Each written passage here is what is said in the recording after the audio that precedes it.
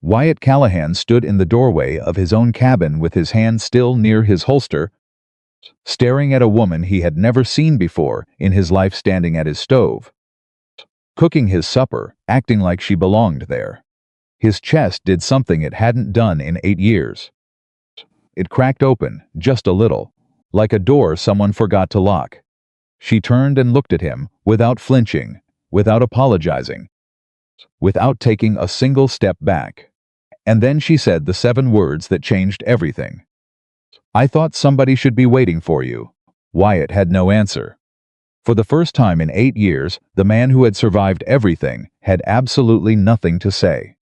If this story already has your heart, subscribe to our channel, follow along until the very end, and drop a comment telling us what city you're watching from. We want to see how far this story travels. The cattle drive back from the northern pastures took 19 days, and every single one of them had been brutal. Wyatt Callahan did not complain about brutal.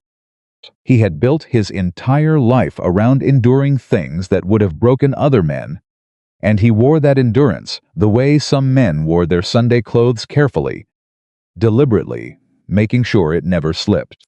He was 38 years old, which meant he was old enough to know that the frontier did not care about your feelings, and young enough that the knowledge still stung sometimes when he let himself think about it too long. He didn't let himself think about it too long. That was the rule. The drive had gone badly from the first week. 3 of his best steers had wandered into a sudden storm, and he'd spent 2 days coaxing them back out while his lead hand, a quiet Comanche man named Eli Running Deer, kept the rest of the herd from scattering. Then one of the supply wagons threw a wheel on a rocky switchback, and they'd lost nearly half their dry-dread provisions into a ravine. Then the raiders came. Not outlaws exactly. More like opportunist men who had learned that cattle drives moving through the high country were often undermanned and far enough from any town that a rancher had only 2 choices: fight back or lose stock. Wyatt had chosen fight back every time in 15 years of running cattle through these mountains, and he had the scars on his left forearm to prove it. This time, the raiders had come at night, 3 of them on horseback, moving quiet through the pine stands until they were nearly on top of the remuda. Eli had heard them first. He always heard things first. And Wyatt had been awake. He was almost always awake at night, which was its own kind of problem. So the 2 of them had moved in the darkness and gotten ahead of the men before they reached the horses. Nobody had been shot. That was the best outcome. The raiders had ridden off considerably faster than they'd arrived, and Wyatt had stood in the dark mountain air, listening to the sound of hooves disappearing down the slope, feeling the familiar cold settling back into his chest.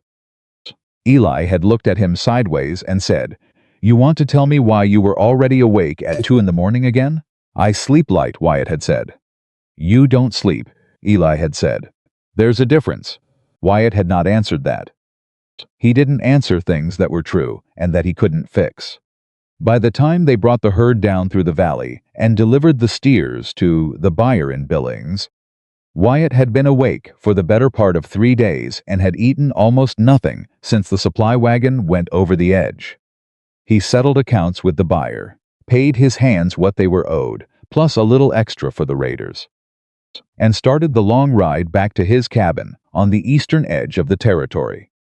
Alone, the way he always made the last leg of the journey. The other men went back to town, to families, to warm houses and wives who had been counting the days. Wyatt went back to his cabin, which was none of those things. It was a structure.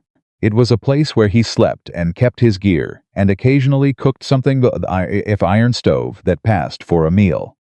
He had stopped thinking of it as a home sometime in the 2nd year after Clara died, when he finally understood that a home was something you built with another person and could not maintain alone, no matter how many times you repaired the fence or replaced the window panes. He had tried. He had really tried in that 2nd year. By the 3rd year, he had stopped trying and started surviving. That was 8 years ago. He was very good at surviving now. The ride back from Billings took most of a day, and the late summer sun was already low and burning orange when he came down through the last stretch of timber and caught his first glimpse of the cabin through the trees. He had been thinking about nothing in particular, the way a man thinks when he has been in the saddle for hours and his body is running on something less than empty, and so it took him a moment to register what he was seeing. Smoke, coming from his chimney. Wyatt pulled his horse up short and sat very still. The cabin should have been cold. He had been gone for 19 days, and the last person with a key to that door was Eli, who had his own place 12 miles north, and had certainly not ridden ahead to start a fire. There was no reason in the world for smoke to be rising from that chimney. And yet he sat his horse for a long moment, looking at the thin curl of gray rising against the orange sky, and felt something happen in his chest that was not quite fear and not quite hope, and was, in fact, more uncomfortable than either one. His right hand moved without him thinking about it, dropping toward the rifle in its scabbard, and then he stopped himself. Outlaws didn't start fires in a man's fireplace and wait for him to come home. He nudged his horse forward, slowly, watching the cabin the way a man watches a thing he doesn't understand and is not yet sure how to feel about. He tied the horse at the post and came around to the front door on foot. And that was when he smelled it, not just wood smoke. Something cooking. The smell hit him somewhere deep and ancient. Somewhere behind his ribs where he kept things he had stopped letting himself feel. Onions. Bread maybe. Something with herbs. The kind of smell that belonged to a kitchen, to an evening, to a house where someone was waiting. He had not smelled that smell in 8 years. His hand went to his holster. Old instinct, the one that said when something seems impossible, treat it like a threat until proven otherwise. He pushed the door open. She was standing at his stove. She was younger than him by a decade at least, maybe more, with dark hair pinned back from her face, in a way that said she worked with her hands and didn't have time for fuss. She was wearing a plain cotton dress that had been washed so many times the color had gone pale at the shoulders, and she had an apron tied around her waist that was dusted with flour. She had a wooden spoon in her hand. She turned when the door opened and looked at him with a directness that surprised him. Most people startled. Most people, when a man like Wyatt Callahan came through a door unexpectedly, took a step backward. She did not take a step backward. She looked at him the way you looked at someone you had been expecting. "I heard someone was coming home tonight," she said. Her voice was steady, low, not apologetic. "I thought somebody should be waiting." Wyatt stood in his own doorway with his hand still on his holster and absolutely no idea what to say. He was a man of practical language. He could negotiate a cattle deal, manage a dispute between cowhands, talk a spooked horse down from a ledge. But there was no category in his experience for a woman standing in his kitchen, looking at him like he was the one who needed explaining. "Who are you?" he finally said. "Martha Ellison." She set the wooden spoon down on the edge of the pot and turned to face him fully. "I've been staying with the Hendersons, about 3 miles east. Margaret Henderson told me you'd be coming back tonight or tomorrow. Said your place would be cold and empty, and that you'd probably eat nothing but jerked beef and call it supper." "Margaret Henderson doesn't know what I eat. She knows more than you think," Martha said. "She's been watching your smoke for 8 years and counting the days between when it appears." Wyatt didn't have an answer for that either. He stepped inside and pushed the door shut behind him. The cabin was warmer than it had any right to be. The fire was going properly, not just banked coals, but a real fire built by someone who knew how to build one. There were things on the table, a cloth, 2 plates, an actual meal in the process of being finished on his stove. He could not remember the last time there had been 2 plates on his table. "You can't just walk into a man's cabin," he said. "I didn't walk in," Martha said.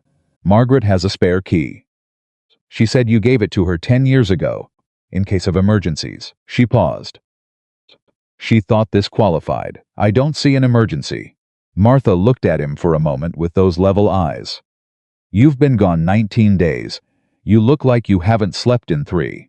You're standing in your own house with your hand near a gun because a woman made you dinner." She tilted her head slightly. "I'd call that an emergency." Something shifted in Wyatt's chest.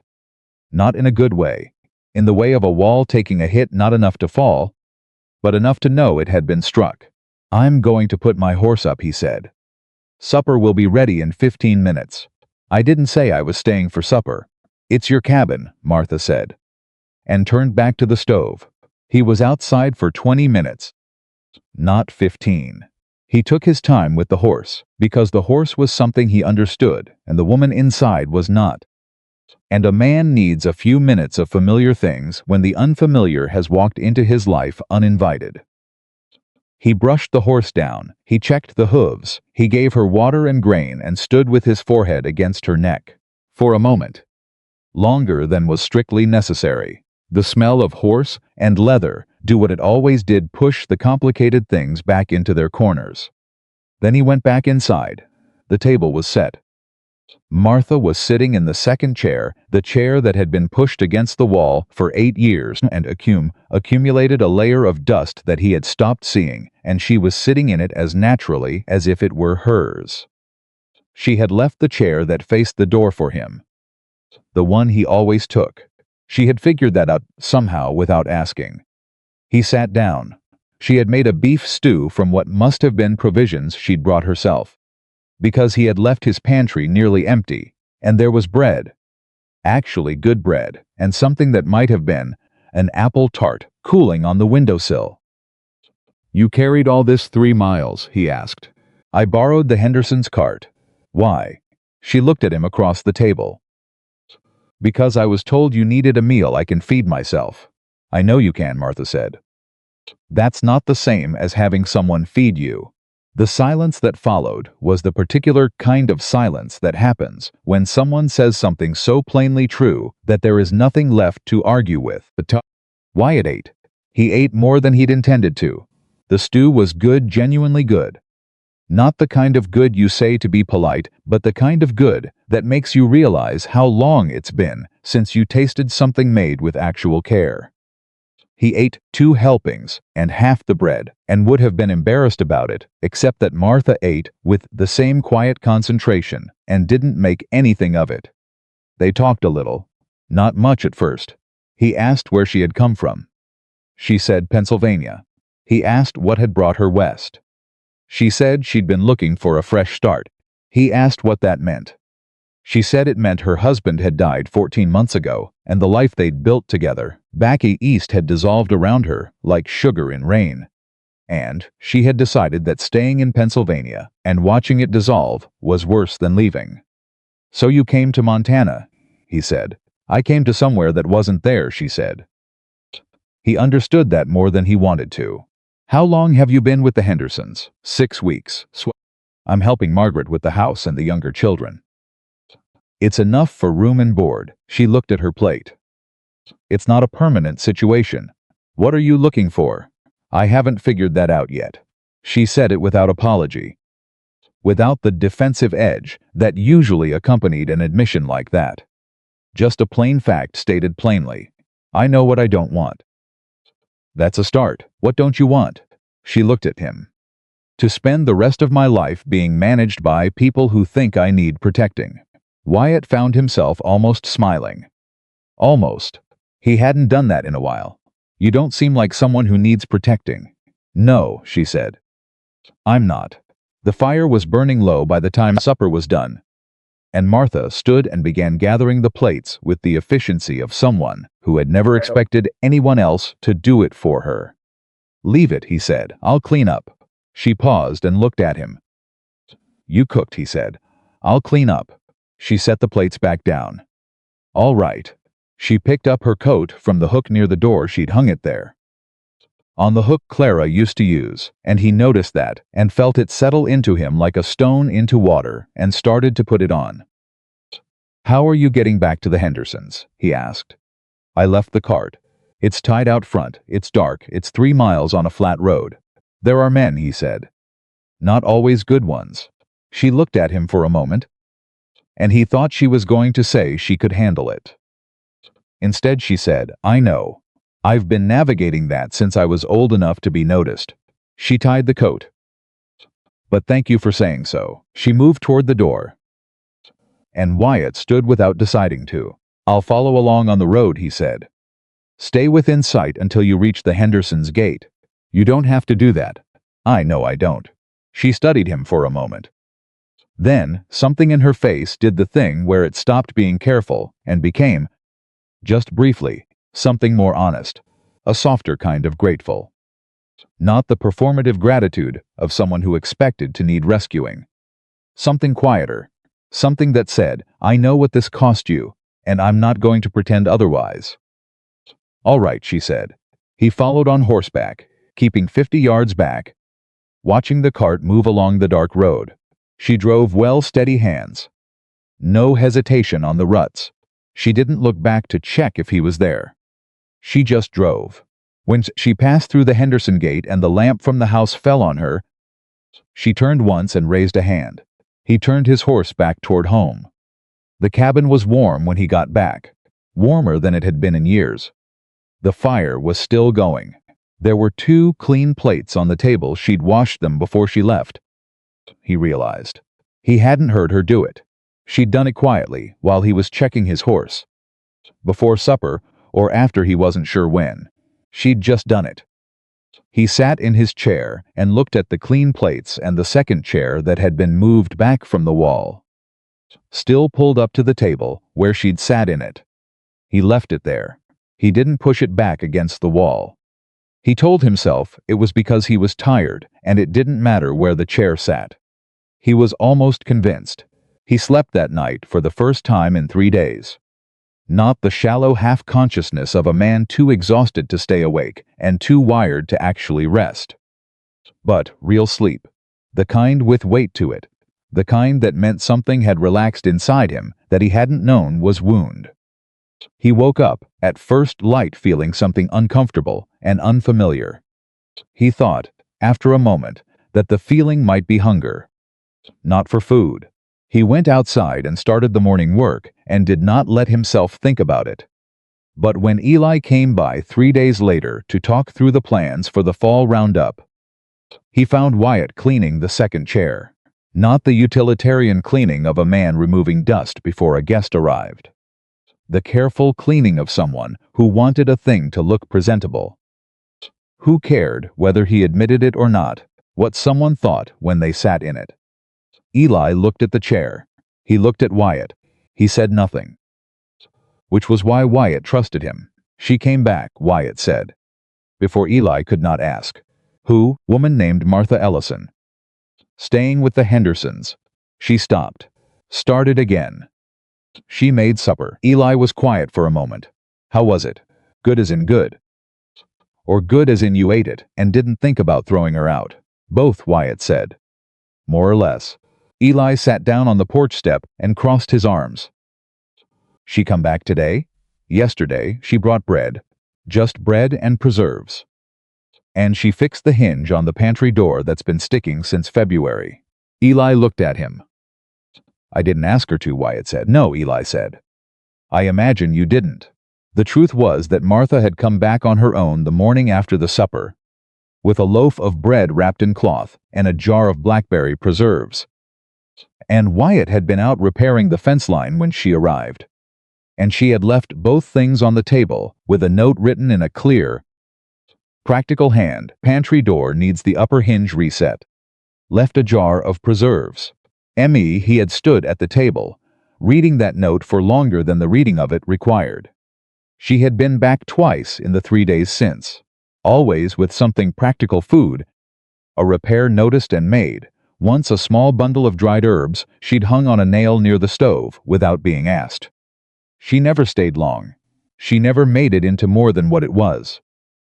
She just arrived, contributed something, and went. He had started leaving the door unlocked. He told himself it was because locking it was unnecessary in daylight and at this distance from town. He knew that was not entirely the reason. "You watch yourself," Eli said. Not unkindly. "I'm not doing anything." "I know. That's not what I mean." Eli looked out at the mountains. I mean, watch what you're hoping for. Because hoping's fine. But when a man's been hungry long enough, he sometimes mistakes the smell of food for a guarantee of it. Wyatt said nothing. She's a widow, Eli said. I know. You're a widower, I know. Two people that know what loss is aren't always the safest combination. I know that too, Wyatt said. Eli nodded and stood up. Good stew, though. Best I've had in years. Well, Eli said. That's something. The thing Wyatt could not have said out loud. The thing he barely allowed himself to think was that it wasn't really about the food. It was about what happened when Martha was in his cabin. The cabin was exactly the same walls, same iron stove, same rough floor and low ceiling, and the window that rattled in the north wind. Nothing had changed about the structure, but something happened to the air when she was in it. Some quality of the silence changed. It became the silence between things rather than the silence of nothing. He had forgotten there was a difference. She came back 5 days after the supper, in the early afternoon, with a pot of something that smelled like chicken and vegetables and a look on her face, like she had been thinking through something on the 3-mile ride over. He was sitting on the porch. She tied the cart and came up the steps and stood there with the pot in her hands, and he could see the deliberateness in her face, the way she had arranged what she wanted to say. I want to be clear about something, she said. All right. I'm not doing this because I want something from you. He looked at her. I didn't say you were. You thought it, she said. That first night. And probably some since. I know how it looks. Widow woman shows up in a rancher's cabin. There's a story people tell about that. What story? The one where she's after his land or his money or his last name. The one where she's using food and kindness to get a foothold. He held her gaze. And you're not, no hesitation, no performance. Just the flat certainty of someone who had thought this through and arrived at a truth she was willing to stake something on. I'm doing this because I know what it looks like when a man has stopped taking care of himself, and it bothers me. Because I was raised to believe that a community of people means showing up for each other. Because I was also told that you're a decent man who's been eating badly and sleeping poorly for 8 years, and I had the ability to change one of those things for one evening, and I saw no reason not to. The wind moved through the pine stands at the edge of the property. Somewhere a bird called once and was silent. That's a lot of reasons, Wyatt said. I have a lot of thoughts on the 3-mile ride, and you're telling me this because I think if we're going to keep doing this, if I'm going to keep coming by, it should be honest. Not complicated. Just honest. She shifted the pot slightly. I'm not looking for a husband, Mr. Callahan. I'm not looking for a protector or a patron. I'm looking for somewhere I can be useful without people assuming that usefulness is a trap. Wyatt stood up. He took the pot from her hands, not because she couldn't hold it, but because his hands needed something to do. Then come in, he said. And be useful. She looked at him for a moment, and something happened in her face just briefly.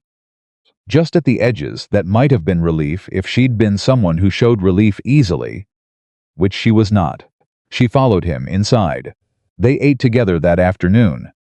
And she told him about Pennsylvania, about the town she'd grown up in, about her husband James, who had been a school teacher and a good man, and had died of a fever that had taken 3 others in their neighborhood the same winter.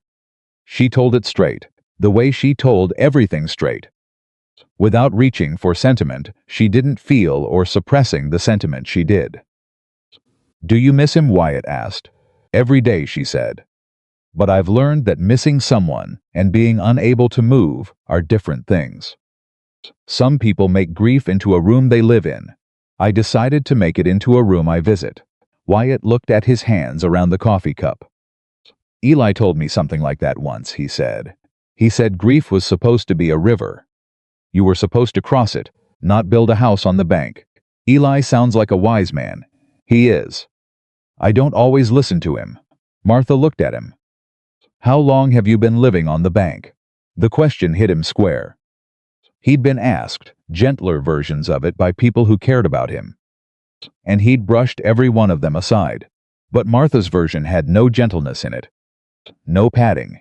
It was just a question that wanted an honest answer. 8 years, he said. I know, she said. That's why I came. He looked up. Not because of you exactly, she said carefully. Because of what you represent. Because I've spent 14 months watching myself turn into someone who had decided that the careful life was the only safe one. And I was starting to think that was actually wisdom instead of fear. And then I heard about a rancher who'd done the same thing for 8 years, and nobody had thought to hand him a bowl of stew and remind him that living was supposed to feel like something. She paused. I was reminding myself as much as I was helping you. The fire popped in the stove. Outside, the sun was going down behind the mountains. Wyatt sat with that for a long time, long enough that the quiet between them became comfortable in the way that only happens when two people have said enough true things that the silence is no longer hiding anything. Same time next week, he finally said. Martha's mouth curved. Not a full smile. Something more contained and more genuine than a full smile. I'll bring apple cake, she said. I'll make sure the pantry's stocked. She left in the last light. And Wyatt stood on the porch and watched the cart until it was gone. And then he looked at the sky and the first stars coming through and felt the thing in his chest that he had been carefully refusing to name. He still refused to name it, but he stopped pretending it wasn't there. Inside, the fire burned warm. The second chair sat, pulled up to the table where she'd left it. He didn't touch it. He went to bed and slept again, the real sleep. The weighted kind, and in the morning he got up and started the day's work, and when Eli came by to drop off the tally sheets from the buyer's office, he found the cabin slightly cleaner than it had been. The floor swept, the window latch repaired. She was here again, Eli said. Yesterday, Wyatt said. The chair's still at the table. I know. Eli said nothing, which meant he understood. Outside, the Montana sky went on forever. The way it always had, the way it did not care at all about lonely ranchers, or brave widows, or the strange and terrifying mathematics of two broken people circling each other and wondering, against every instinct they possessed, if broken could somehow add up to whole. But the cabin was warm, and the second chair was at the table. And for the first time in 8 years, Wyatt Callahan went into winter not entirely alone. The apple cake was exactly as good as she'd promised. Wyatt ate 2 slices and said nothing about it, which Martha seemed to understand as the highest possible compliment, because she didn't say anything about it either. That was the thing about her that kept catching off guard. She never required acknowledgement. She cooked, she fixed things, she talked when there was something worth saying, and she was quiet when there wasn't. In a life that had been filled with people who needed him to perform gratitude or reciprocities, or some other emotion on a schedule, Martha's complete indifference to his emotional output was, paradoxically, the most disarming thing about her. He started looking forward to Tuesdays. He didn't admit that to himself immediately. It crept up on him the way the cold crept into the valley gradually. Then all at once, until one Tuesday morning, he found himself checking the road toward the Henderson place before the coffee had finished and realized he'd been doing it for 3 weeks without noticing. He stopped checking the road for about 10 minutes. Then he checked it again. She came at mid-morning, same as always, with the cart and something wrapped in cloth, and that look on her face that said she'd been thinking on the ride over about something specific. He'd learned to read that look. It meant the conversation was going to go somewhere useful. I fixed the fence post on your eastern line, she said. Before she'd even tied the cart properly, he stared at her. That post is in the ground. It was rotting at the base. I dug it out and reset it with a better footing. She picked up the cloth bundle and came up the steps. You would have lost the whole section by spring. You dug out a fence post. I did. That's not. He stopped. Start it again. Martha. That's hard work. I know what hard work is, she said, and walked past him into the cabin. He stood on the porch for a moment, looking at a woman who had just done the kind of job most of his ranch hands would have complained about, and felt something in his chest move in a direction he was not prepared for. He went inside. You can't just fix my fences, he said. I already did. I mean in the future. She set the bundle on the table. It was a roasted chicken, somehow still warm, and turned to look at him with the particular patience of someone choosing not to say the obvious thing. Why not?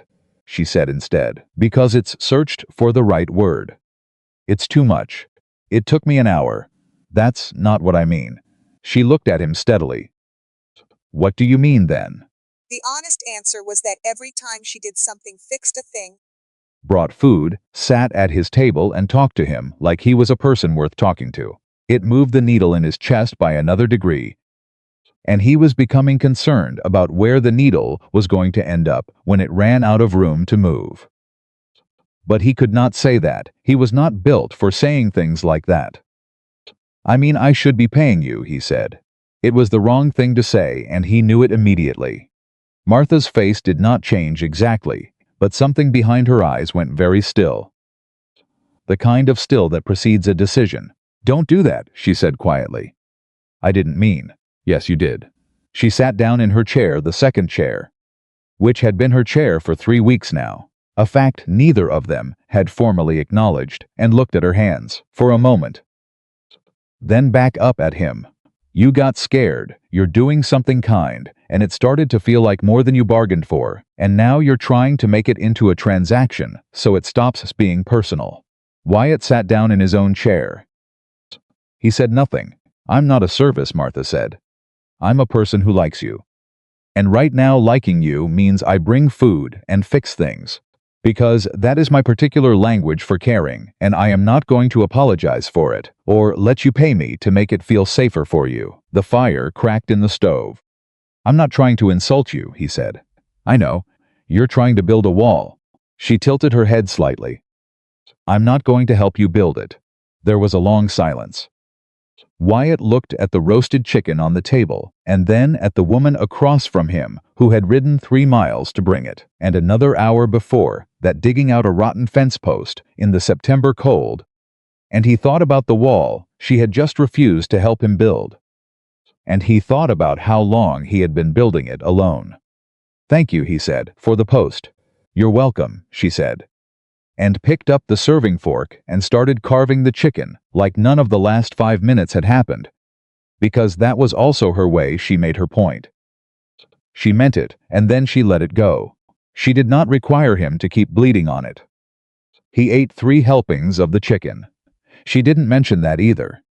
It was Eli who noticed first, the way Eli always noticed first, because Eli paid attention to the things Wyatt refused to look at directly. He came by on a Wednesday, the day after one of Martha's visits, and found Wyatt fixing the roof of the supply shed, which had been leaking for 2 seasons, which was 2 seasons longer than it should have been leaking, and which Wyatt had suddenly found the motivation to address. Eli looked at the shed. He looked at Wyatt on the roof. He said, "You're fixing the shed." "The roof leaks," Wyatt said. "It's leaked for 2 years, and now I'm fixing it."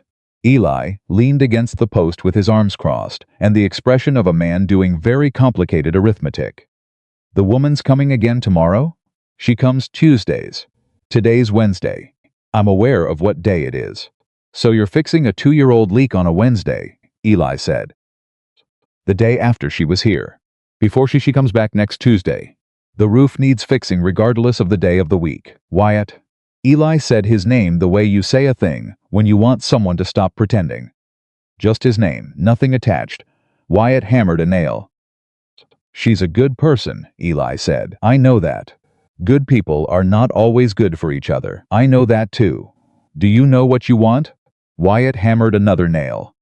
"I want the roof fixed." Eli looked at him for a long moment, and then said, "Fair enough," and went to find a second hammer, because that was also Eli's way. He said what needed saying, and then he helped with whatever needed doing, because wisdom and practicality were not separate things to a man like Eli running deer. They fixed the roof.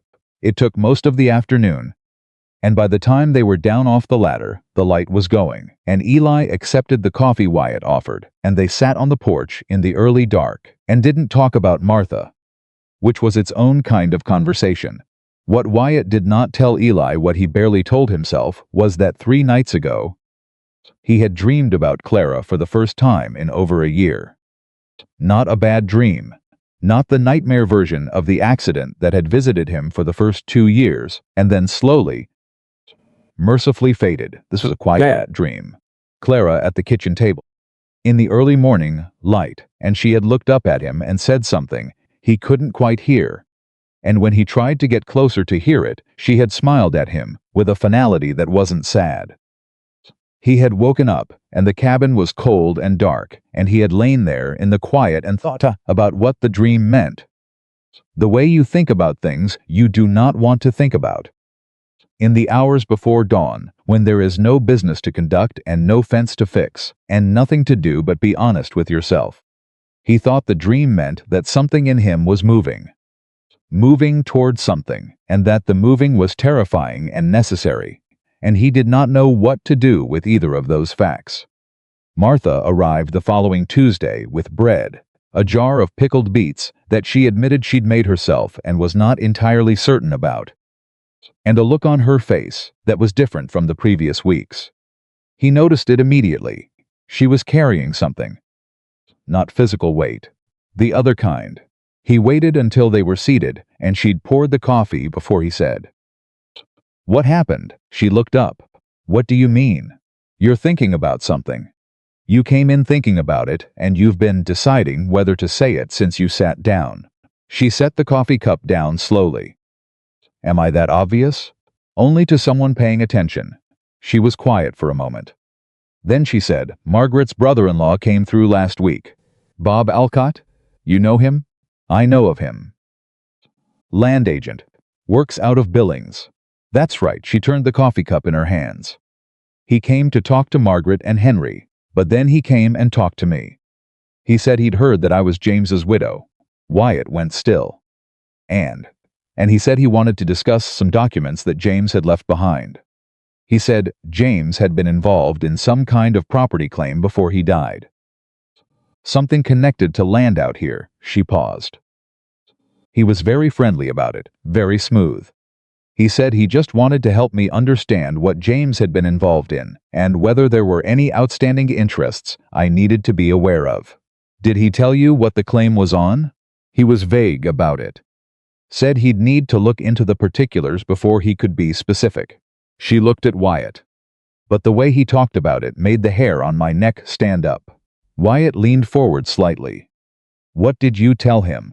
"I told him I didn't know anything about any property claim, and that if James had been involved in something I'd need to see documentation before I could discuss it." "Good."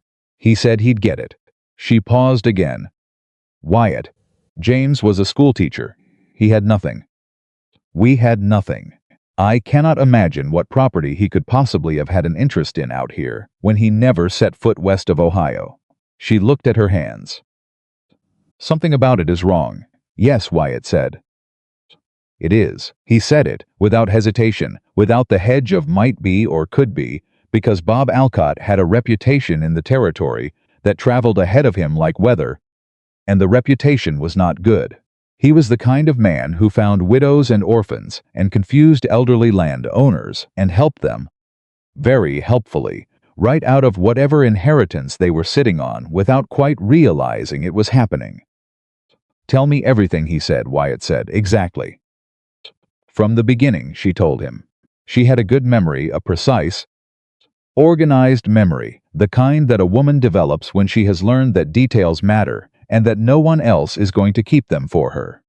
She gave him the conversation almost word for word, including the parts where Alcott had been complimentary about her composure and her beauty, which she relayed with the flat tone of someone who understood exactly what that kind of compliment was designed to do. When she finished, Wyatt sat back. "He's going to come back," he said. "I know, and when he does, he's going to have papers.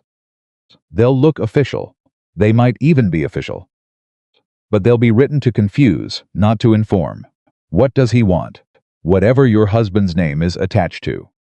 If there's a land claim with James Ellison on it, and you're his widow, you're the legal heir to whatever that claim represents. If it's valuable enough, Alcott will want it. And he'll want you to sign something that transfers it without understanding what you're signing. Martha looked at him steadily. Is there any land out here that James could legitimately have a claim to? Wyatt thought about it. He knew this territory. 12 years of ranching the eastern edge of it meant he knew almost every parcel and most of the families who had held them. There was a land grant sold off in lots about 15 years ago. Before most of the current settlers came, some of those lots were bought by eastern investors who never came west. Men who saw an opportunity in paper. A schoolteacher with money to invest? Probably not. But a schoolteacher who will with someone who did have money or who was used as a name on a document by someone who needed a local signature, that's different. Martha went quiet in the particular way. She went quiet when she was processing something that changed the shape of what she already knew. He had come to recognize that quiet. It was not the quiet of someone shutting down. It was the quiet of someone recalculating. You think James's name was used, she said slowly. By someone else. It's possible. I don't know. But it would explain why you didn't know anything about it and why Alcott was vague about the particulars. She looked at him. If James's name was used without his knowledge, then I have no real claim. Or Wyatt said. If James's name is genuinely on a legitimate deed, you have a very real claim, and men like Alcott know the difference between the two. Which is why he came to you before you had time to find out for yourself. The silence between them was different from the easy silences of the last few weeks. This one had weight in it. Consequence. What do I do? She asked. And Wyatt noticed, in the small part of himself that noticed these things, that she had asked him, not in the way of a woman who expected a man to solve her problem. In the way of a person who trusted another person's judgment in a domain they knew better than she did. There was a difference, and it mattered to him that she understood the difference, because it meant he could answer her honestly without either of them pretending she needed rescuing. First, he said, you don't sign anything. Not one word. No matter how friendly Alcott is, or how official the papers look. Agreed? Second, when he comes back, you listen. You take notes. You ask him to leave copies of anything he shows you. He'll probably refuse, but you ask anyway, because his refusal tells you something. And third, Wyatt said, you let me find out whose land it actually is. She looked at him for a long moment. You'd do that? I know the county recorder in Billings. And I know a lawyer named Hargrove who is the opposite of Alcott. He actually tells people what their papers mean. He met her eyes. You're not going to handle Bob Alcott alone. That's not about protecting you. It's about knowing the terrain. Something shifted in Martha's face. Not the relief she didn't show. Something more specific than that. The look of a woman who had expected to be told to be careful and not make trouble. And instead had been told, I will stand in this with you. All right, she said. They stayed at the table for another hour, going through everything she could remember about James's papers back in Pennsylvania. The contacts he'd had, any correspondence that might have mentioned land or investment. She was methodical about it, pulling details from memory with the focus of a woman who had nothing to lose by being thorough. Wyatt made notes on a scrap of paper, the kind of notes he made when he was working through a problem that needed to be worked through properly. When she finally stood to leave, the afternoon had gone, and the evening had come in quiet, and the cabin was warm in the way it had been warm every time she was in it. Wyatt, she said at the door. He looked up. Why are you helping me with this? He had been expecting the question. He'd been thinking about how to answer it since she'd first told him about Alcott, because he knew she would ask, and he knew she would mean it as a real question. Not a rhetorical one. Because it's right, he said. And because I know how these men work. And because, he stopped. She waited. Because you fixed my fence post, he said. And I pay my debts. It was not the whole truth. They both knew it was not the whole truth. But it was a truth.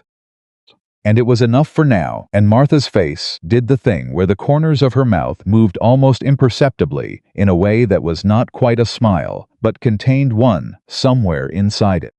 Fair enough, she said. Good night. Good night. He watched the cart until it disappeared. He went back inside and looked at his notes. Then he looked at the second chair. Then he got his coat and his good hat, the one he wore to town. Not the work hat, and he started writing a letter to the county recorder in Billings. Because some problems you could not fix with a hammer, and some debts were worth more than you admitted when you were paying them. He sealed the letter before he could second-guess it. The following week brought the first real cold of autumn, the kind that settled in the bones of the cabin at night and reminded a man that winter in Montana was not a suggestion. Wyatt put extra wood in and found himself, without deciding to, stacking enough for 2 people's warmth instead of 1. He noticed what he was doing and did it anyway. Martha arrived Tuesday with her coat buttoned against the wind and her cheeks red from the ride. And she came through the door and stopped. He had put a second hook by the door. Not a fancy one, just a simple iron hook, the same as the one he used, set at the right height for someone shorter than him. He'd put it in that morning. He had not thought about it for more than 3 seconds before he did it. Martha stood at the door, looking at the hook for a moment. "For your coat," he said, without looking up from the stove. She took her coat off and hung it on the hook. She said nothing. Which was exactly right. She brought the news that Alcott had come back. He had come to the Henderson place 2 days ago, she said, sitting across from Wyatt with her hands around her coffee and her voice steady as always. But her eyes careful. He had brought papers. She had done exactly what Wyatt had said. She had listened, taken mental notes, asked for copies, and been told that copies were premature before she'd had a chance to review the originals with proper counsel. Wyatt's jaw tightened. Premature. That was his word. Of course it was. He showed me a document with James's name on it. A deed of partial interest in a land parcel recorded in 1871. James's signature, or what looks like his signature. Her voice stayed level, but her hand tightened slightly on the cup. The land is in the North Valley. About 400 acres. Wyatt went very still. North Valley. 400 acres. He knew exactly which parcel that was. He knew it because he had been watching that parcel for 2 years. Watching it in the way a man watches a thing that bothers him without quite knowing why. Watching it because the boundary markers had moved twice in 3 years and nobody could quite explain how. And watching it because the company whose name was on the current deed had never sent anyone to the land in his memory. "Martha," he said carefully, "did Alcott tell you the name of the company that currently holds the deed?" She looked at him. He said the Meridian Land Corporation. The hair on the back of Wyatt's neck stood up. Meridian. He had heard that name twice in the last year. Once from a rancher in the next county who'd had boundary trouble he couldn't resolve through normal channels. Once from a judge in Billings who had, over whiskey, mentioned in passing that certain land records in the North County were less tidy than they ought to be. Both times Meridian. "What's wrong?" Martha said. "Nothing certain yet."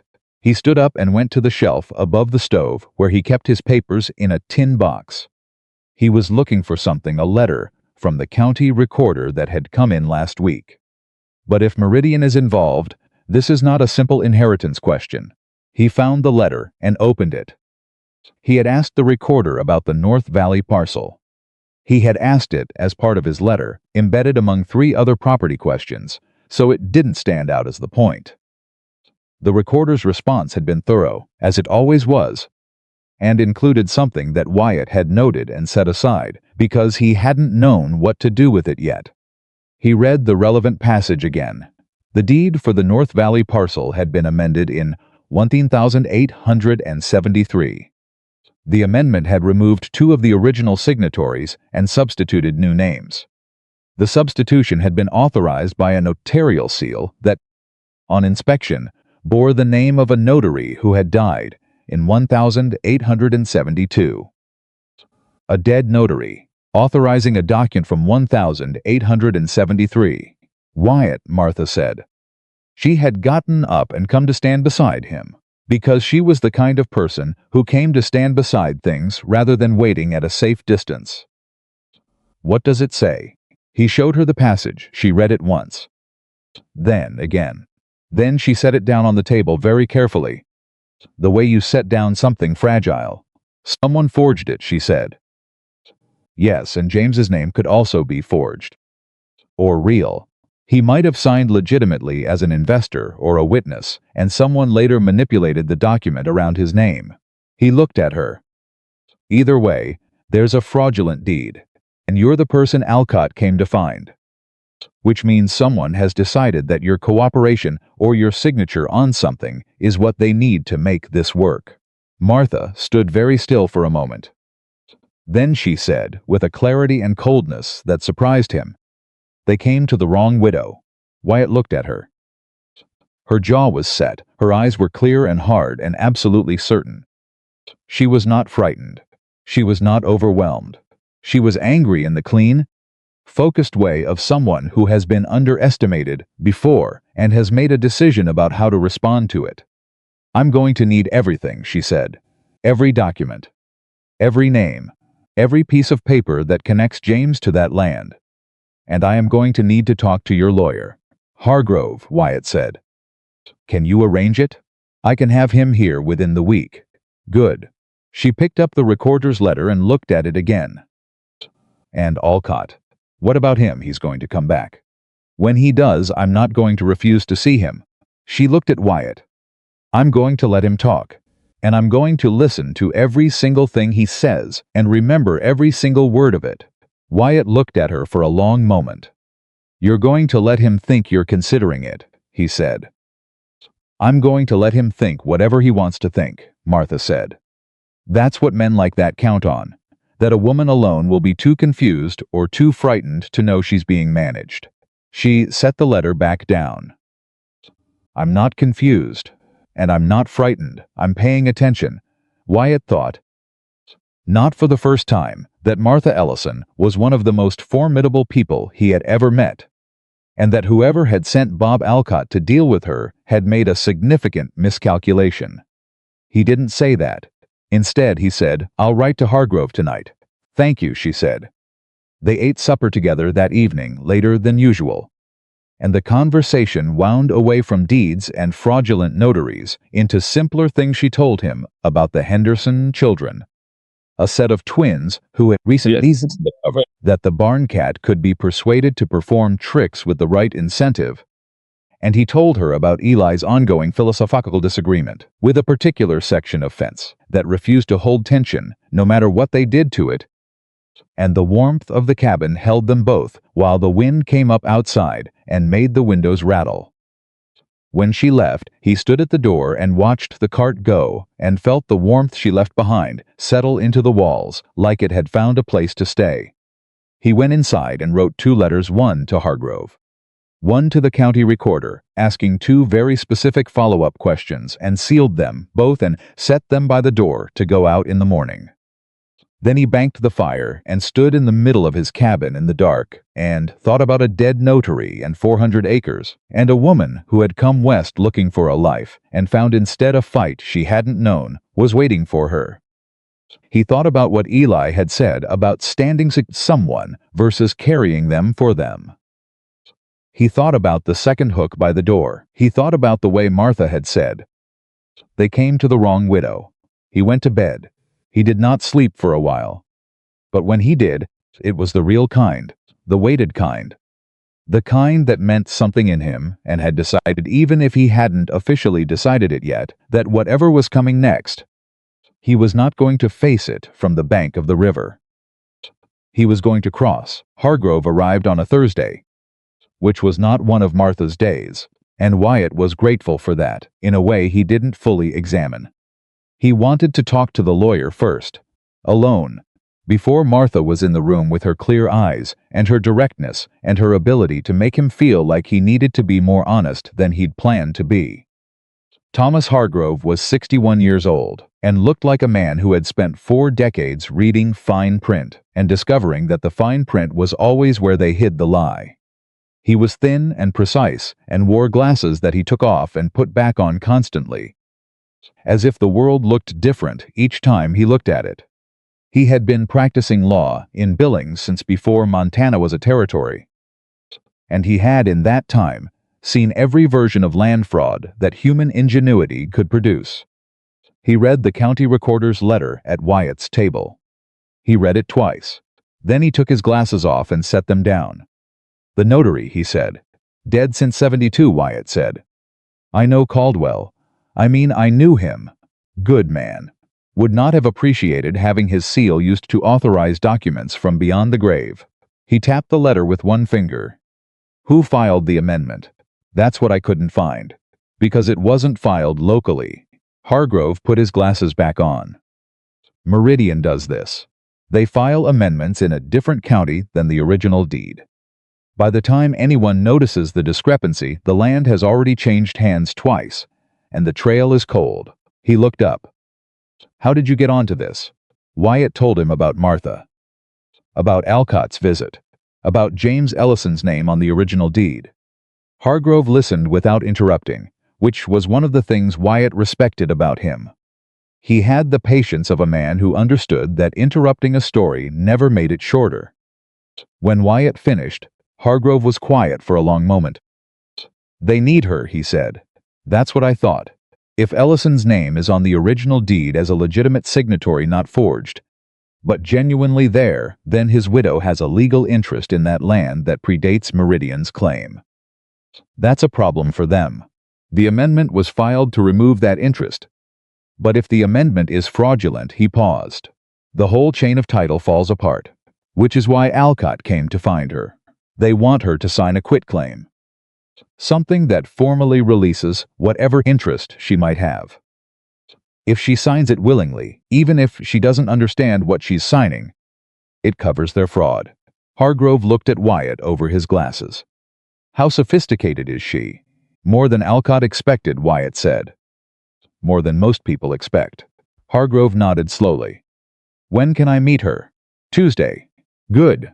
Between now and then, I want you to write down every property boundary marker you know for the North Valley parcel. Every piece of information you have about Meridian's local operations. And I want you to think very carefully about who in this county might have helped them file a fraudulent amendment without raising flags." Wyatt already had a name in his mind. He had been turning it over since the previous week, not wanting it to be right, checking it against every other possibility, and finding that the others didn't fit the way this one did. "Roy Hennessy," he said. Hargrove looked at him. "The deputy recorder. He's been there 15 years. He knows which filings get reviewed carefully and which ones don't. And he has debts, gambling debts, from what I've heard, that are considerably larger than a deputy recorder's salary." Hargrove took his glasses off again. "That's a serious accusation." "I know it is. I'm not making it publicly. I'm telling you because you need to know where to look." "All right." Hargrove folded the letter and put it in his coat pocket. "I'll be back Tuesday." He left, and Wyatt sat alone in his cabin and turned the situation over in his mind the way he turned a problem with the herd systematically. From all angles, looking for the thing he'd missed. The thing he kept coming back to was not the legal question or even the fraud. It was something simpler and more immediate. Martha was in danger. Not physical danger, not yet, but the kind of danger that came from powerful men who had a great deal of money at stake and who had been managing inconvenient people for long enough to be good at it. Men like Alcott did not give up when the first approach failed. They escalated. They found pressure points. They used the community against you rumors, accusations, the slow erosion of a person's reputation until they were isolated enough to be managed. He thought about what Alcott's next move would be. And then 3 days later, he found out. Margaret Henderson came to him. On a Sunday, which had never happened before. She came on horseback, without the cart, which meant she had ridden fast. And her face, when she dismounted, was tight with something that was not quite anger and not quite fear, but was in the territory between them. "What happened?" Wyatt said. "Alcott went to Reverend Price," Margaret said. She was a solid, practical woman, not given to drama, which made the urgency in her voice worse. He told him that Martha was running a scheme, that she was a confidence woman from back east who had come west specifically to find a wealthy rancher and use invented legal claims to extract money. Wyatt went very still. He said she'd done it before, in Pennsylvania, that her husband hadn't died of fever, that he'd left her for her behavior, and she'd invented the widowhood. Margaret looked at him directly. And he mentioned your name. He said you were already involved with her, that she'd gotten to you first because you were the most valuable target in the county. The thing that moved through Wyatt in that moment was not quite rage. It was something colder and more specific, the particular fury of a man who understood exactly what was happening and why, and who recognized the precision of it. They were not just attacking Martha. They were attacking her through him. They were attacking her through him. They were using the most obvious weapon available, the appearance of a relationship between a widow and a rancher, to destroy her credibility before she could use Hargrove to challenge their claim. Who else did he tell? Wyatt asked. Price and at least 2 other men in town. Maybe more by now. Margaret crossed her arms. Martha doesn't know yet. I came to you first because I didn't know how to tell her. Don't tell her yet, Wyatt said. Margaret looked at him. Give me until tomorrow, he said. I need to think about how to handle this, Wyatt. The whole town is going to hear this by Sunday service, I know. He was already thinking 3 moves ahead. Go home. Take care of Martha. If she asks why you look worried, tell her you're coming down with something. She'll know I'm lying. Yes, he said. She probably anyway. Margaret left. And Wyatt stood in the empty yard and felt the weight of what was happening settle onto him with a clarity that was almost like relief. Because now he knew exactly what he was dealing with. Not a complicated legal problem with uncertain edges.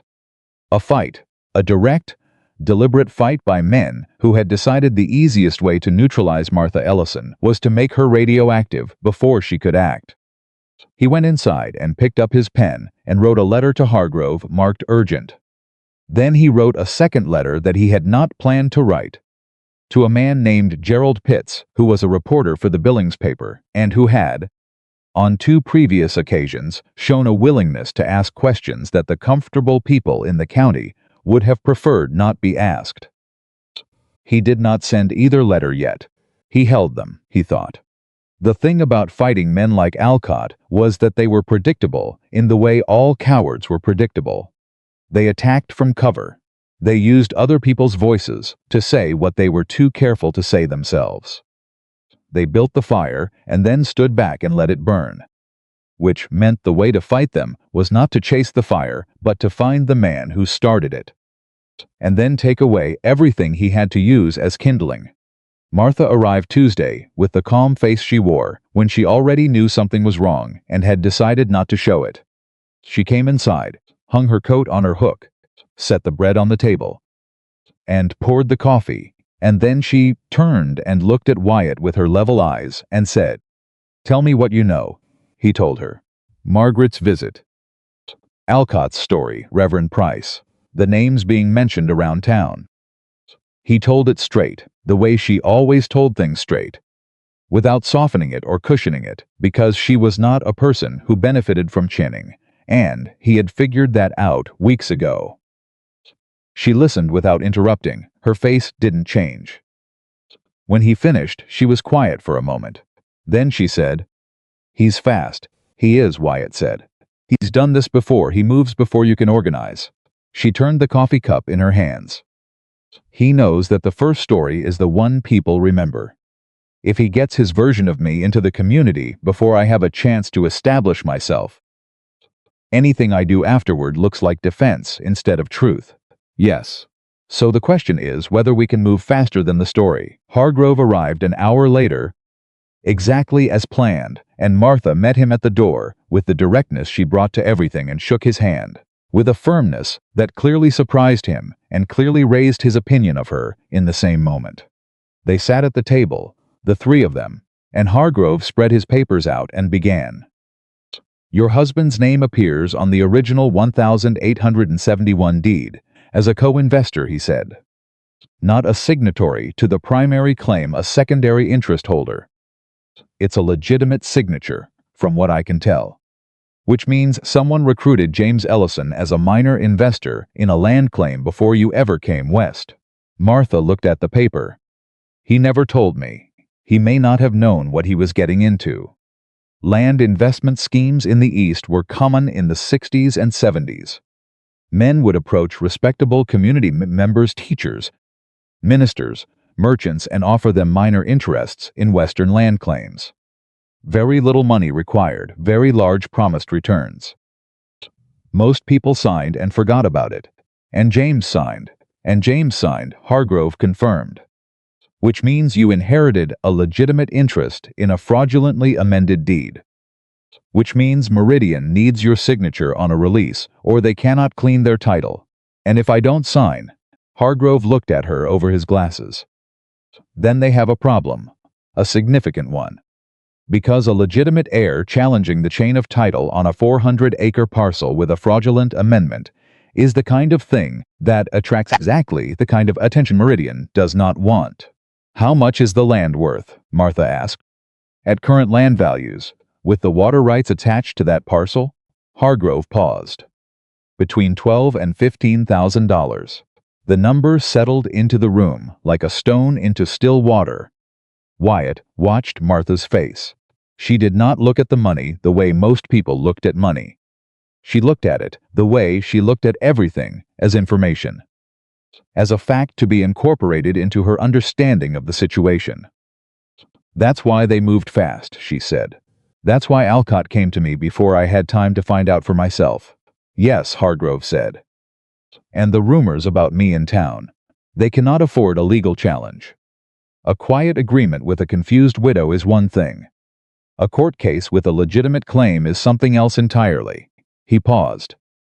Mrs. Ellison, I want to be clear about something. What you have is not a guarantee. It is a potential claim. To pursue it would require time, money, and a willingness to fight against men who have considerably more resources than you do. I understand that, Martha said. It would also require Wyatt's testimony regarding the boundary irregularities. Which puts him in the middle of this. Both of them looked at Wyatt. He had known this moment was coming since the night he wrote the letters. He had thought about it carefully, from every angle. The way he thought about problems with the herd.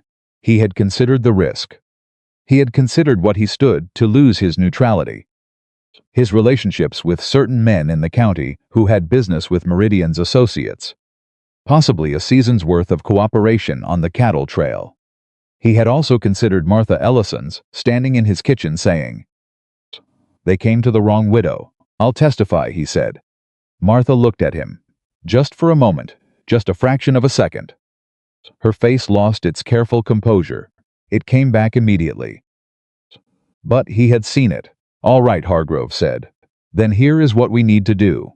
He laid it out methodically, the documents needed. The witnesses to locate. The timeline for filing a formal challenge to the amended deed. It was not simple, it was not fast. It required, among other things, finding someone who could testify to James Ellison's character and circumstances back in Pennsylvania.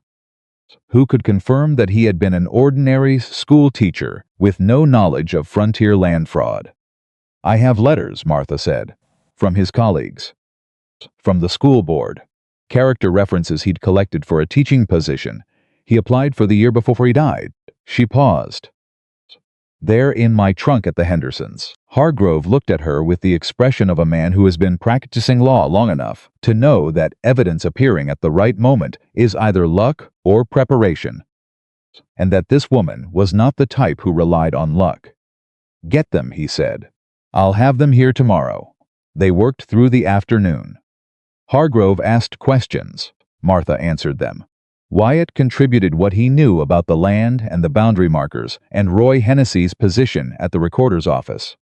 And he watched Hargrove note each piece carefully, building the structure the way a careful man builds anything, one solid piece at a time.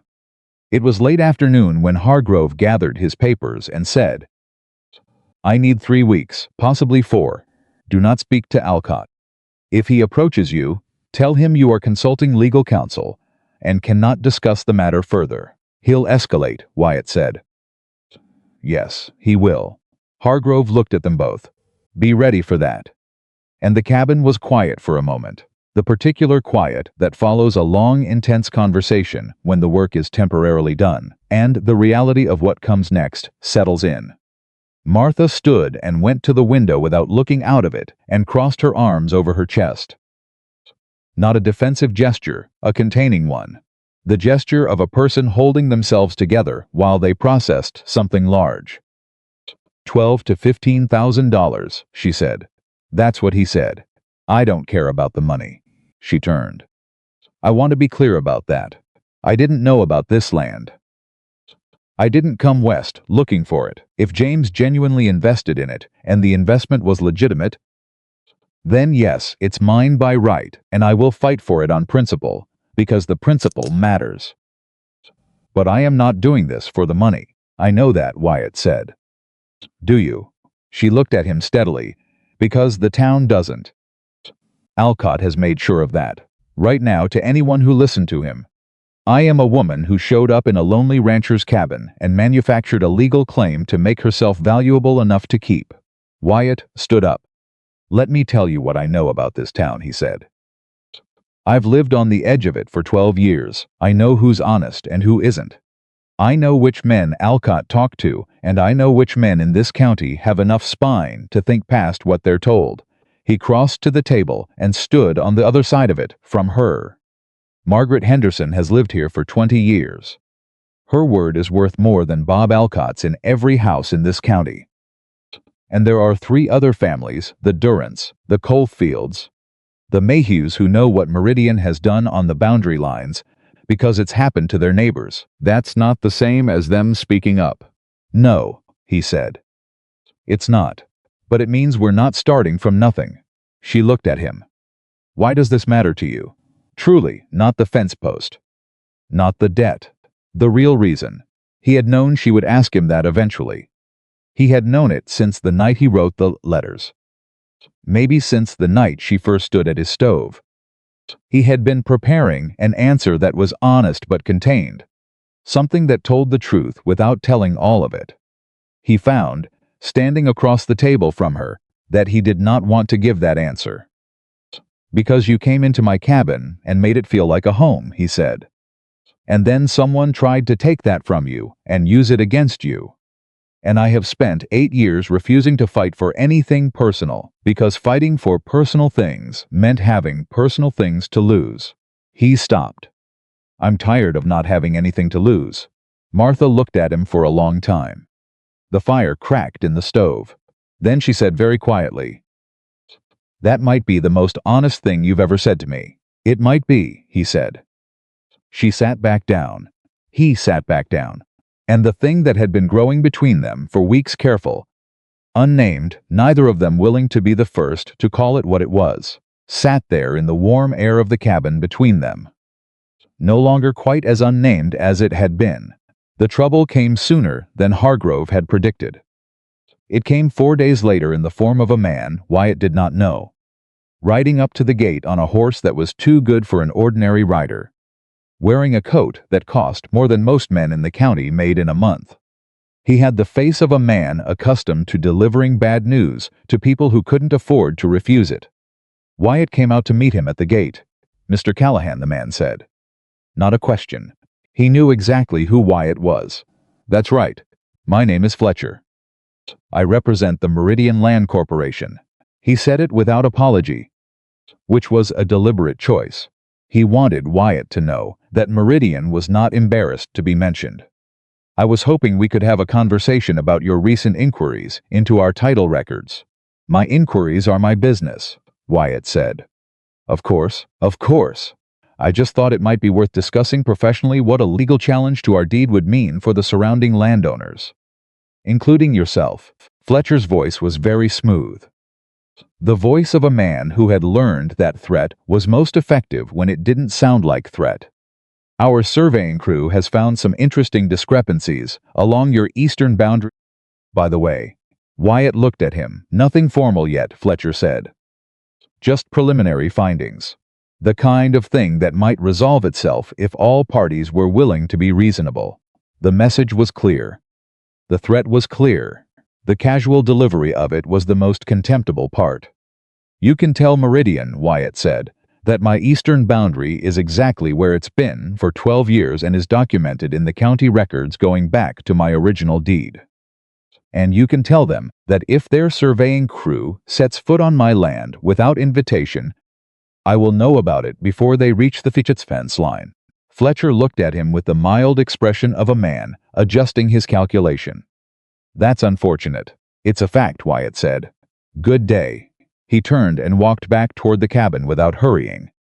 Because a man who hurries away from a threat is a man who is afraid of it.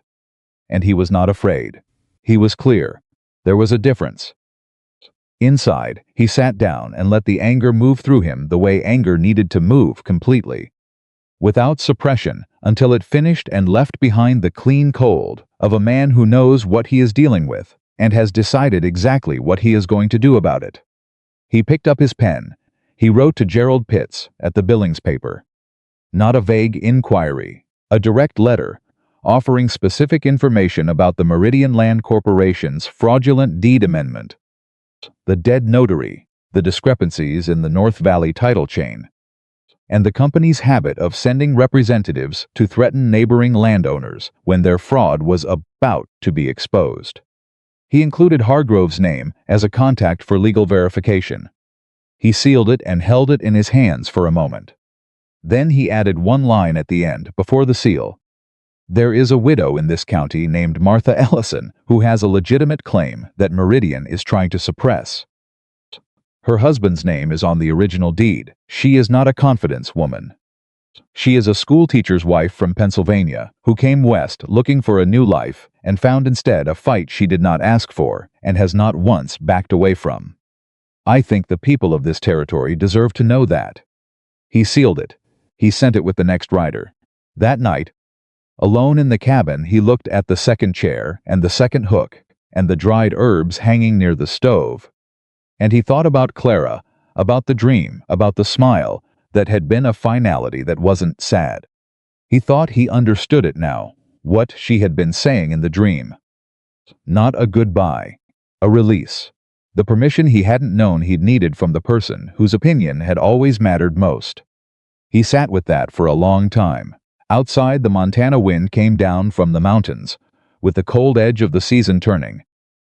And the cabin held its warmth the way it had learned to hold it over the last weeks, like a thing that had remembered what it was built for. Inside his chest, something that had been locked for 8 years moved, slightly but unmistakably, toward open.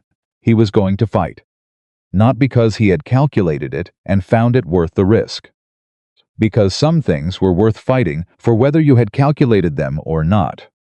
And the woman who had stood at his stove on a September evening and said, "I thought somebody should be waiting," was one of them. Gerald Pitts published the story on a Thursday. Wyatt found out from Eli, who rode in from town with the paper folded under his arm and the expression of a man who had read something that required immediate discussion.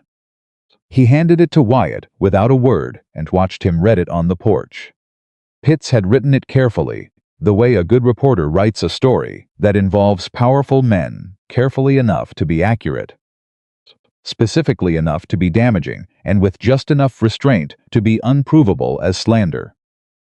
He had named the Meridian Land Corporation. He had described the fraudulent deed amendment and the dead notary. He had quoted Hargrove by name. He had not named Roy Hennessy directly. But he had described a deputy recorder's office filing irregularities in terms specific enough that anyone who knew the county knew exactly who he meant.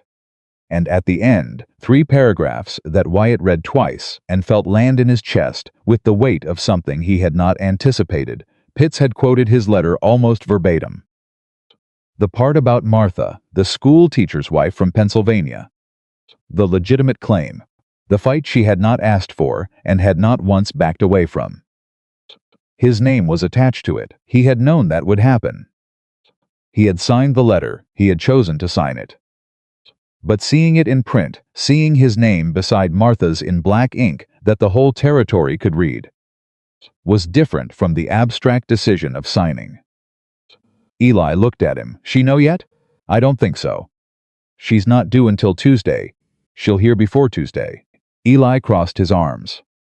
Town is already talking. Durant came into the feed store this morning waving the paper. Said it was about time somebody named Meridian out loud. And the other side? Alcott's been seen at the telegraph office twice, since noon.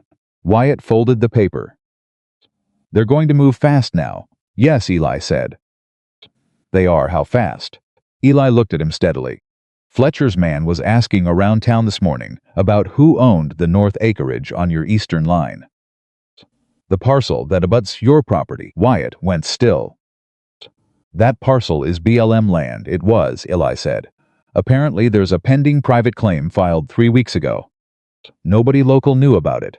He paused. Meridian filed it. The thing Wyatt felt in that moment was not surprise.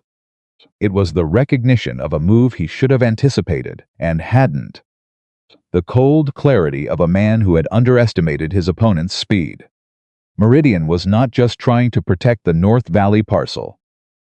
They were establishing leverage. If they controlled the land adjacent to his eastern boundary, they had a pressure point against him personally, something to use if his testimony in Hargrove Oaks challenge became problematic enough to require silencing.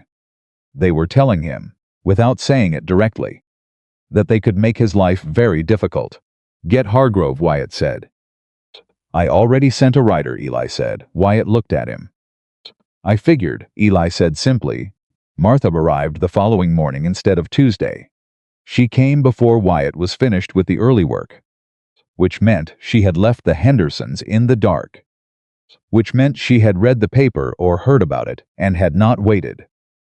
He heard the cart on the road and came out of the barn, and she was already down from the seat and walking toward him with the paper in her hand and something in her face that he had not seen there before. Not anger, not fear, something rawer than either. Something that happened to a person when they have been carrying a private fight alone for a long time, and then discover, without warning, that someone has publicly declared they are standing with them. She stopped 3 feet from him and held up the paper. You did this, she said. Yes, you put your name on it. Yes. She looked at him for a moment. The morning was cold and her breath was visible, and the paper was shaking very slightly in her hand, which he understood was not from the cold. You didn't tell me, she said. Not an accusation, not quite. The statement of a person who is deciding how to feel about something and has not finished deciding. No, he said, I didn't. Why? Because you would have told me not to. You would have said it was too much of a risk for me and not worth it, and that you could manage Alcott without my name attached to yours. He held her gaze. And you would have been wrong. She looked at the paper. She looked at him.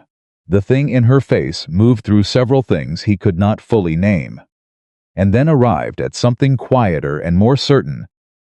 The thing on the other side of being deeply, unexpectedly known.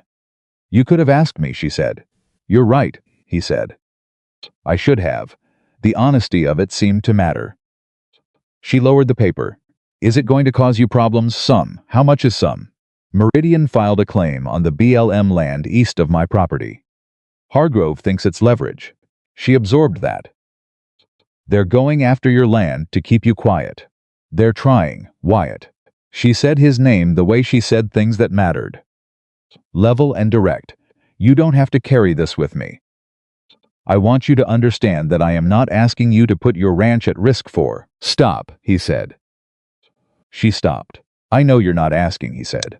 That's not the point. The point is that I'm choosing. There's a difference between what you ask for and what someone decides to give. And I need you to let me have that difference. She was quiet for a moment. All right, she said. Then what do we do? Hargrove came that afternoon, and the three of them sat at the table with the papers spread between them and worked through the position with the focused intensity of people who understood that they were now in a real fight with a clock attached to it. Meridian's BLM filing is a pressure tactic, Hargrove said. It has almost no legal standing because they cannot demonstrate beneficial use of the land. which is required for a private claim. But they don't need it to succeed. They need it to distract.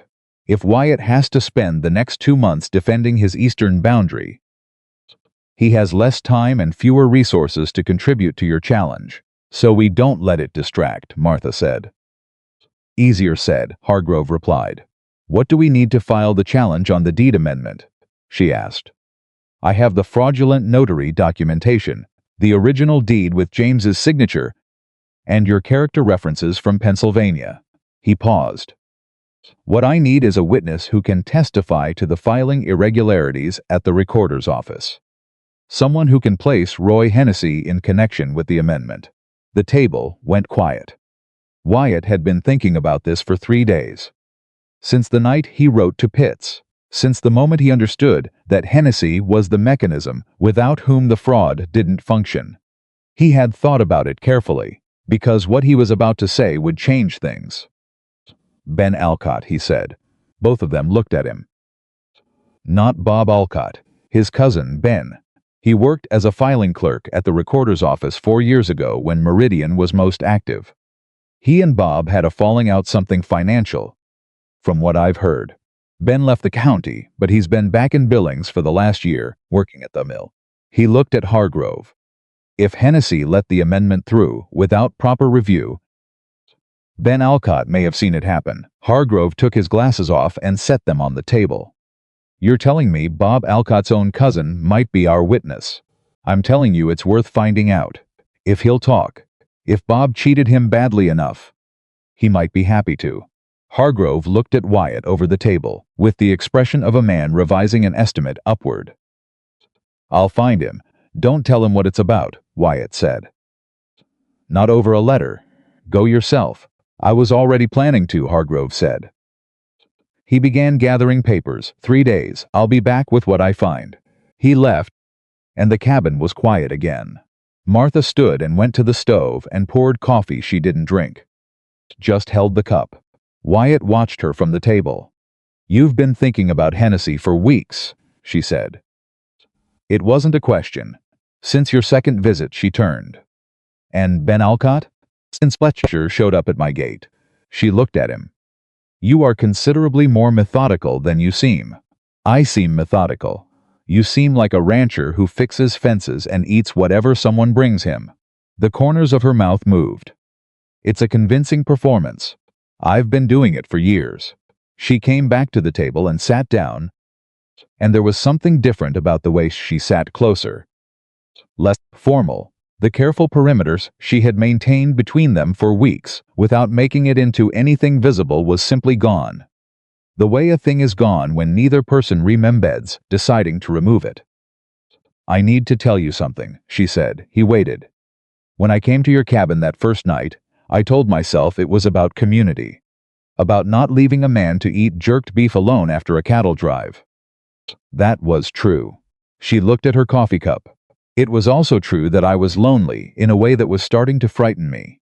Not for company. I had the Hendersons for company. But she paused.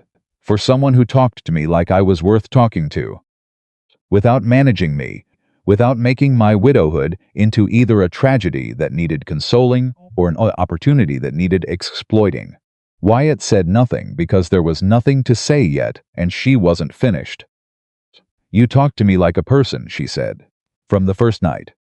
You were suspicious, and you were awkward about it. And you said the wrong thing about paying me, but you talked to me like I was someone whose opinion mattered, and whose decisions were my own to make. She looked up. I didn't come back for the fence post or the pantry door. I came back for that. The fire was low in the stove. Neither of them moved to add wood. Martha, he said. I'm not finished. She said it without sharpness. I also need to say that I know this has become something neither of us fully planned for. And I am not asking you to name it or define it, or decide anything about it right now. Because we have a legal fight in front of us, and a land company trying to take apart everything we've built in the last 2 months. And this is not the time for, I love you, he said. She stopped. The words had come out of him with the same quality as the letter to Pitts, not impulsive. Not unthought, but certain in the way of something that has been true for long enough that saying it is less a decision than an admission. She stared at him. I know it's not the time, he said. I know we have Alcott and Meridian and Hargrove and the whole North Valley waiting. I know it's complicated, and there's no clean moment for it. He met her eyes.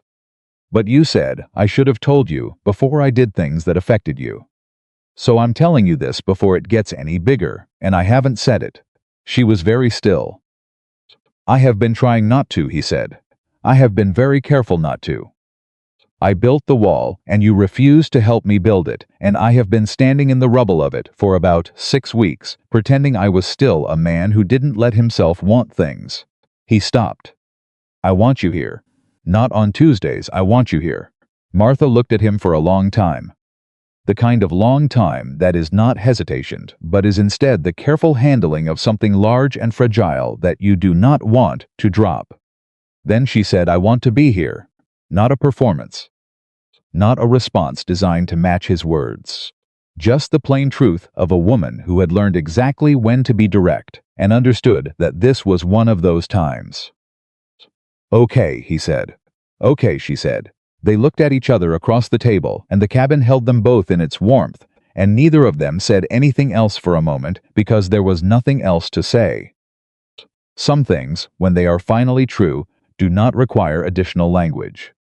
The trouble arrived the next morning before Hargrove got back. It came in the form of 2 riders, Wyatt didn't know, who came up the road at a pace that said they were not delivering good news, and behind them, riding at a more deliberate pace, a man Wyatt had not seen in 4 years but recognized instantly. Thomas Garrett, Meridian's regional director for the Montana Territory. Not Alcott. Not Fletcher. Garrett himself. Wyatt stood at the edge of his property and felt the shift in the air that a man feels when the other side stops sending messengers and shows up personally. It meant the situation had reached someone's desk at a level high enough to require direct handling. It meant the paper story had hit harder than Meridian expected.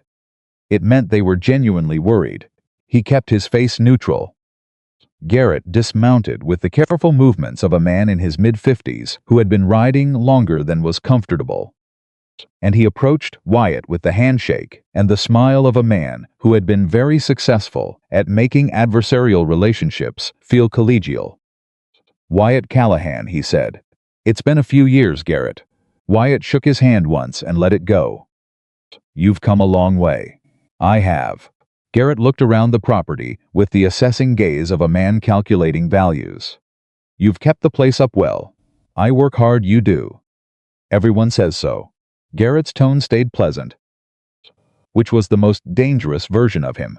I want to talk to you about the Pitts article. Talk, Wyatt said.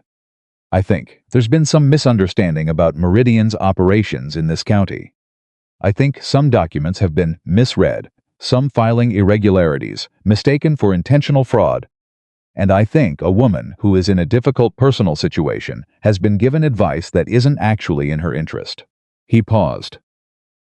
I'd like to correct those misunderstandings. You can talk to Hargrove, Wyatt said. Garrett's pleasant expression didn't change. It was too well maintained for that. I'd rather talk to you. Why? Because I think you're a reasonable man who understands how things work out here. I think you helped the Ellison woman out of genuine kindness, and you got pulled into something more complicated than you bargained for. He took a measured breath. Meridian is prepared to offer Mrs. Ellison a fair settlement for whatever interest her husband's name represents on that deed. Something generous. Enough to establish herself comfortably. How generous? $2,000. Clean and quick. Wyatt looked at him. The land is worth 12, at maximum valuation in ideal conditions, Garrett said smoothly. A contested legal claim is worth considerably less. Litigation is expensive, slow and uncertain. $2,000 in hand is worth considerably more than a $12,000 hope. Tell Hargrove, Wyatt said again. Wyatt. The pleasantness thinned just slightly. The BLM filing on your eastern parcel is provisional right now. Provisional means it can go either way. I'd hate for it to go the wrong way because of a misunderstanding. There it was. Said out loud, finally, because Garrett had come himself and had decided to skip the pretense. There it is, Wyatt said. I'm offering you a solution, Garrett said. Both of you. You're offering me money to stop helping a woman, protect what's legally hers, and threatening my land if I refuse. Wyatt looked at him without heat, without performance, just the flat certainty of a man who had already decided and was not going to undecide. You wasted a long ride. Garrett looked at him for a moment. Something shifted behind his eyes. This will get harder before it gets easier. I know, Wyatt said. We have more resources than you do, most people do. Garrett seemed to be recalibrating something. He had come expecting a rancher who could be pressured or bought. And he was looking at something else, a man who had found his footing and was not going to be moved, which was a different kind of problem entirely. Think about it, Garrett said. There's nothing to think about. Garrett mounted his horse. His two riders followed. He looked at Wyatt one more time from the saddle. When a man has nothing to lose, he's a different kind of trouble, he said. When a man has something to lose, he gestured toward the cabin. He's a different problem. I've thought about that, Wyatt said. Having something to lose is what I've been missing. He turned and walked back toward the cabin. He heard the horses move behind him. He did not turn to watch them go. Inside, Martha was at the table. She had heard the voices. She looked at him when he came in with the question she wasn't going to ask because she was respecting his handling of it. Garrett, he said. Meridian's director, yes. What did he want? $2,000 for you to go away. Implied threat against my eastern parcel if we don't cooperate. Her jaw tightened. That's less than a sixth of the land's value. He knows that. What did you tell him? No. She looked at him for a moment. Then she said, they're more worried than I thought. Yes. Garrett doesn't travel for problems he thinks can resolve themselves. Wyatt sat down. It means the story hit something. It means someone at the top of Meridian looked at our position and decided it was dangerous enough to handle personally. Does that help us or hurt us? Both. It means we're doing something right. It also means they're going to stop being careful. He met her eyes. Hargrove needs to move faster. He sent a rider to Billings with an urgent message, and Hargrove arrived the following morning with news that rewrote everything. Ben Alcott had talked. More than that. Ben Alcott had talked for 3 hours, and what he had said had turned the shape of the whole situation inside out. Hargrove sat at the table with the exhaustion of a man who had ridden through the night and the contained energy of a man who had something significant to say. And he said it without preamble. Roy Hensey didn't act alone, he said.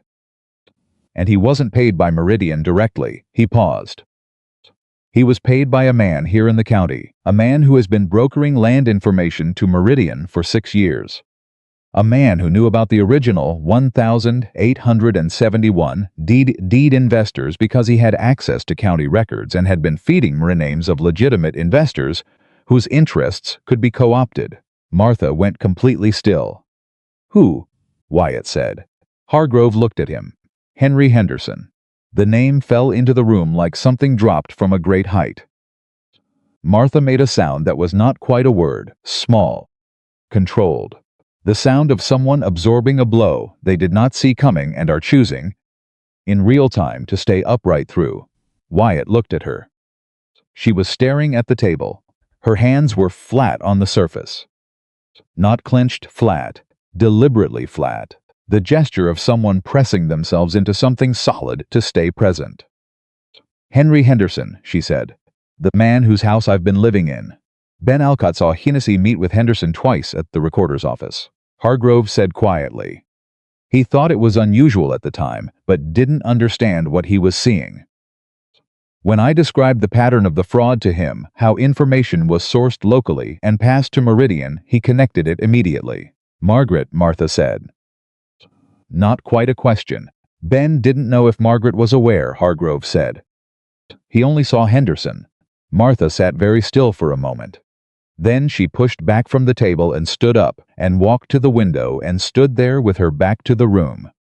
and Wyatt could see from her shoulders that she was working through something that had cracked something open. The particular wound of having been betrayed by someone close, someone trusted, someone who had appeared to be a refuge. He did not go to her immediately. He gave her the moment she needed to meet it. Then he went and stood beside her, not speaking, not touching, just standing beside her the way you stand beside someone who is in the middle of something real. After a long moment, she said very quietly, "I brought food to that table.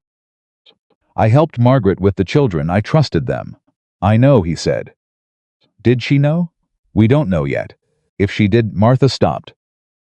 "If she knew, then every conversation we had about Alcott, every time I told Margaret what I was planning, every piece of information, was possibly going back to Meridian," Wyatt said. She turned to look at him. Her eyes were bright, not with tears, with something harder and colder and more controlled than tears. "They knew everything we were doing," she said. "Maybe not everything," Hargrove said carefully from the table. "Ben Alcott's information suggests Henderson had been passing information for years. But after the paper story ran, there may have been a break. Henderson would have known the risk of continuing. Or he escalated," Wyatt said. The words sat in the room. Martha turned back toward the table. She sat down. She picked up her coffee cup, and it was empty, and she set it down, and the small purposeless action of it was the most human thing he had seen her do in all the weeks he had known her. "All right," she said. "What do we do with this?" Hargrove leaned forward. "We use it. Ben Alcott is willing to testify. With his testimony about Henderson and Hennessy together, we don't just have a challenge to the deed amendment. We have evidence of a coordinated fraud involving a county official and a local resident acting as an agent for an out-of-state corporation." He looked at Martha. "That changes the nature of the filing. It goes from a civil challenge to a deed to a criminal complaint against identifiable individuals." Martha looked at him. "You can do that?" "With Ben Alcott's testimony, yes. And with one more piece." He looked at Wyatt. "The letters Garrett sent to Hennessy. Ben said there were letters. If they still exist." "Garrett carries documents," Wyatt said. He was thinking fast. Fletcher had a saddlebag when he came to the gate. That kind of man keeps copies. Where would he be staying? Grand Hotel in Billings. It's where Meridian men always stay. Hargrove looked at him. "I need those letters, or evidence they existed." The third large twist hit Wyatt then, not a revelation but a recognition. The moment when the pattern resolved, and he saw the full shape of what had been happening. Garrett's visit, the offer, the BLM filing, all of it had been about making Wyatt back down, before Hargrove could find Ben Alcott, and before the letters came to light. They knew Ben existed. They must have known he was a risk. They had been racing to close this before it unraveled. And they had not been fast enough. "I know someone at the Grand," Wyatt said. "The night manager. He's honest," he stood. "I'll go to Billings tonight." "Wyatt," Martha said. He looked at her. "Be careful," she said. "Not performative. Not dramatic. The simple, serious request of a person who had already understood what they stood to lose." "I will," he said. He was at the door, his coat half on. When she said his name again, he turned. She crossed the room in 4 steps and kissed him. Not tentatively, not briefly. The way you kiss someone when you understand that they are about to walk into something risky, and you want them to carry something of yours when they go. He stood very still for a half second, the shock of it and the warmth of it arriving simultaneously. Then he kissed her back. When they separated, she looked at him with those level eyes, and said, "Come back." "I'm coming back," he said. He rode out into the evening. Toward Billings, toward whatever Garrett had left behind that could end this. And what he carried with him was not just evidence and the weight of the fight, but the particular warmth of a woman who had stood at his stove one September evening and changed everything. And the bone-deep certainty that he was not going to let them take that from either of them. Not Meridian, not Garrett, not Alcott, not anyone. The ride to Billings took 4 hours in the dark, and Wyatt spent most of it not thinking about Garrett's letters and thinking instead about the kiss. He had not planned for that. He had planned for Billings, for the Grand Hotel, for the night manager whose name was Cyrus Webb, and who had helped Wyatt with a boarding dispute 3 years back, and had been paid back in full, and had said at the time, "You need something, you come find me." He had planned the approach, the conversation, the careful way of asking without asking directly. He had planned all of it. He had not planned for Martha Ellison to cross a room in 4 steps and make him understand. In about 3 seconds, everything he'd been trying not to name for 8 weeks. He rode on through the dark and let it settle. He arrived in Billings past midnight. The Grand Hotel was lit on the ground floor, which was always lit because the kind of men who stayed there kept late hours. Cyrus Webb was at the front desk, exactly where he had been every time Wyatt had come through Billings in the last decade. The kind of man whose reliability was itself a form of integrity. He looked up when Wyatt came in and said, without expression, "Callahan." "It's late, I know," Wyatt said. "I need to know if Thomas Garrett is still registered." Cyrus looked at the book. "Checked out this afternoon." Wyatt felt the floor shift slightly under the news. "Did he leave anything?" "Luggage forwarded. Documents held at the desk. Can't say about personal effects." Cyrus looked at him carefully. "But he had a meeting here this morning, before he left." "Conference room off the lobby." He paused. "Housekeeping found some papers left behind. Didn't look personal.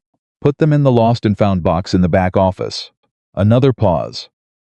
"I haven't had time to go through the box today. Busy night." Wyatt looked at him.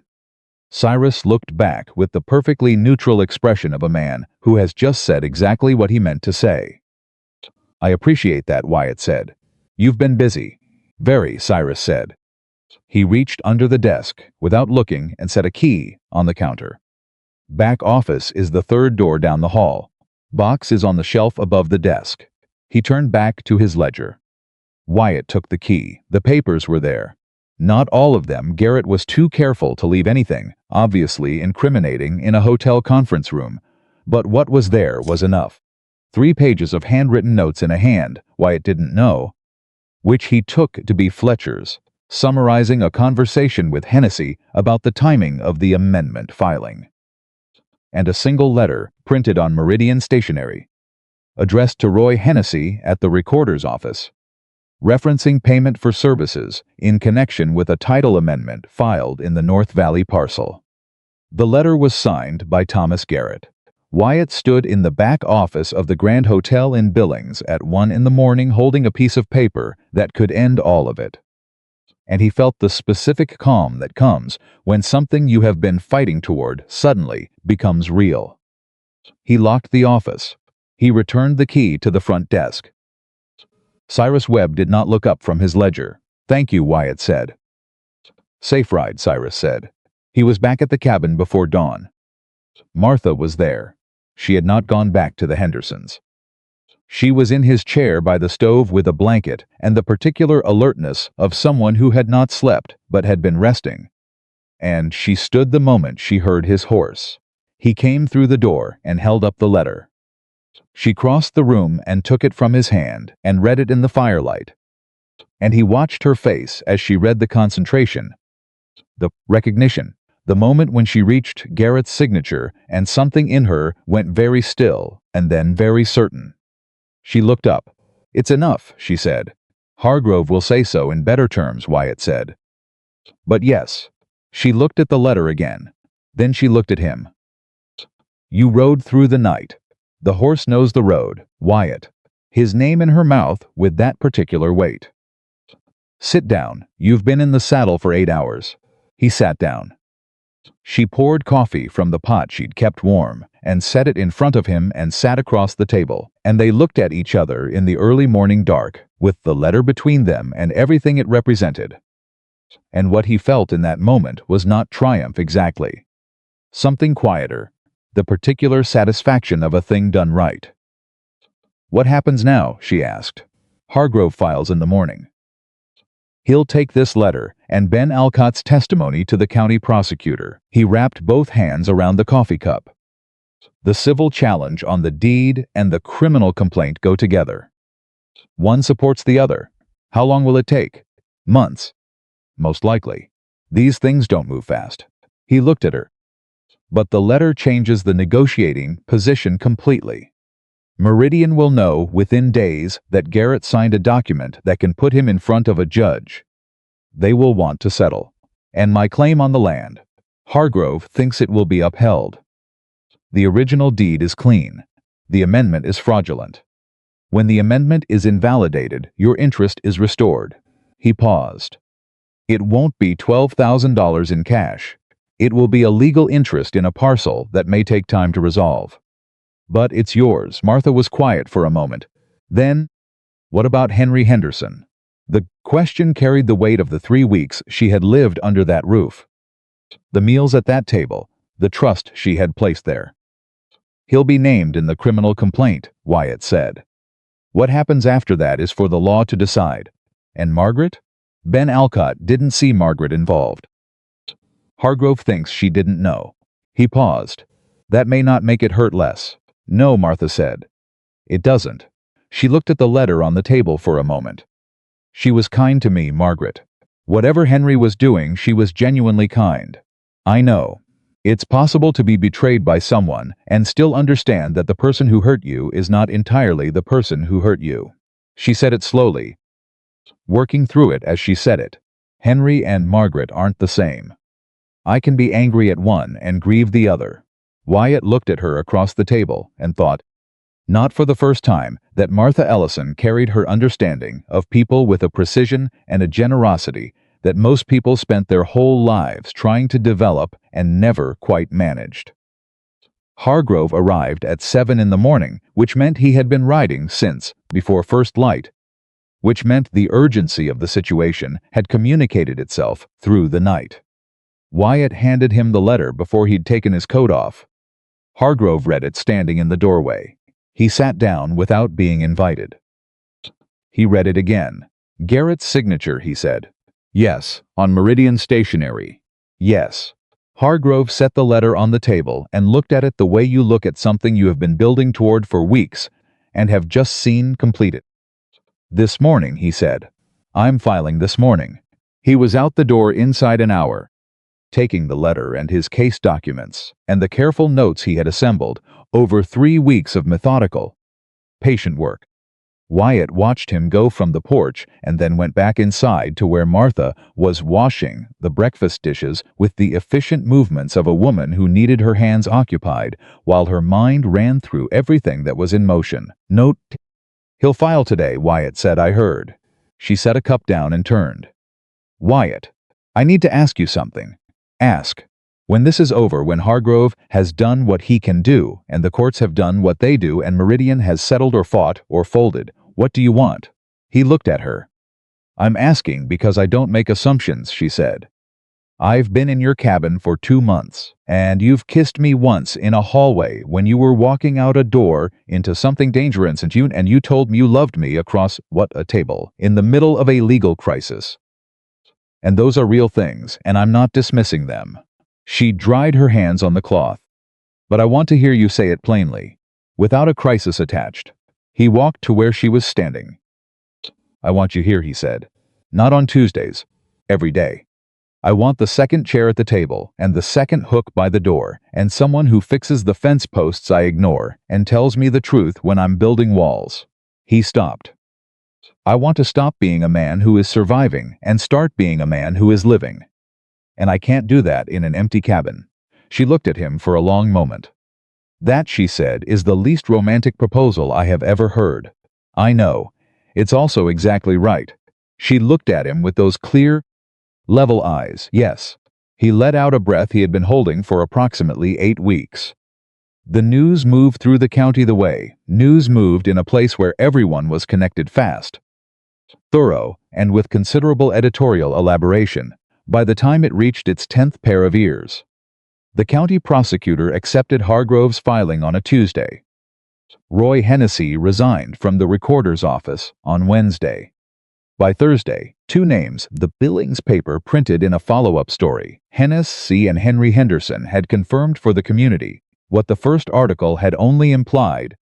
There had been a coordinated, years-long effort to manipulate land records in the North County, and the people involved in it were known, named, and being held accountable. Meridian's response came in a letter to Hargrove, formal and precise, the language of a corporation retreating in good order. They did not admit the fraud. They acknowledged irregularities in the title amendment process and proposed a resolution. The resolution included a cash settlement to Martha Ellison in the amount of $8,000, not the $12,000 the land was worth, but not the $2,000 Garrett had offered at the gate. Not even close, and a full withdrawal of the BLM filing on Wyatt's eastern parcel. Hargrove brought the letter to the cabin and laid it on the table. Martha read it. She read it twice. Then she set it down and looked at Hargrove and said, "Is this the best they'll offer without a full trial?" "Probably," Hargrove said. "A trial could yield more. It would also take 2 years and cost considerably in legal fees. And it would require Ben Alcott to testify in open court, which he has said he is willing to do, but which carries risk for him." He paused. "8,000 is real. It is yours, it is now, not in 2 years." Martha looked at Wyatt. He looked back at her. He did not tell her what to decide. He had learned in 2 months of knowing her that his job in this particular moment was to be present, not directive. "What would you do?" she asked. "I'd take it," he said. "Not because it's right. Because fighting Meridian to the last dollar costs more than the difference is worth. And you have better things to do with the next 2 years than sit in a courtroom." She looked at the letter again. "All right," she said to Hargrove. "Tell them yes." Hargrove nodded. "I'll have the paperwork ready by end of week."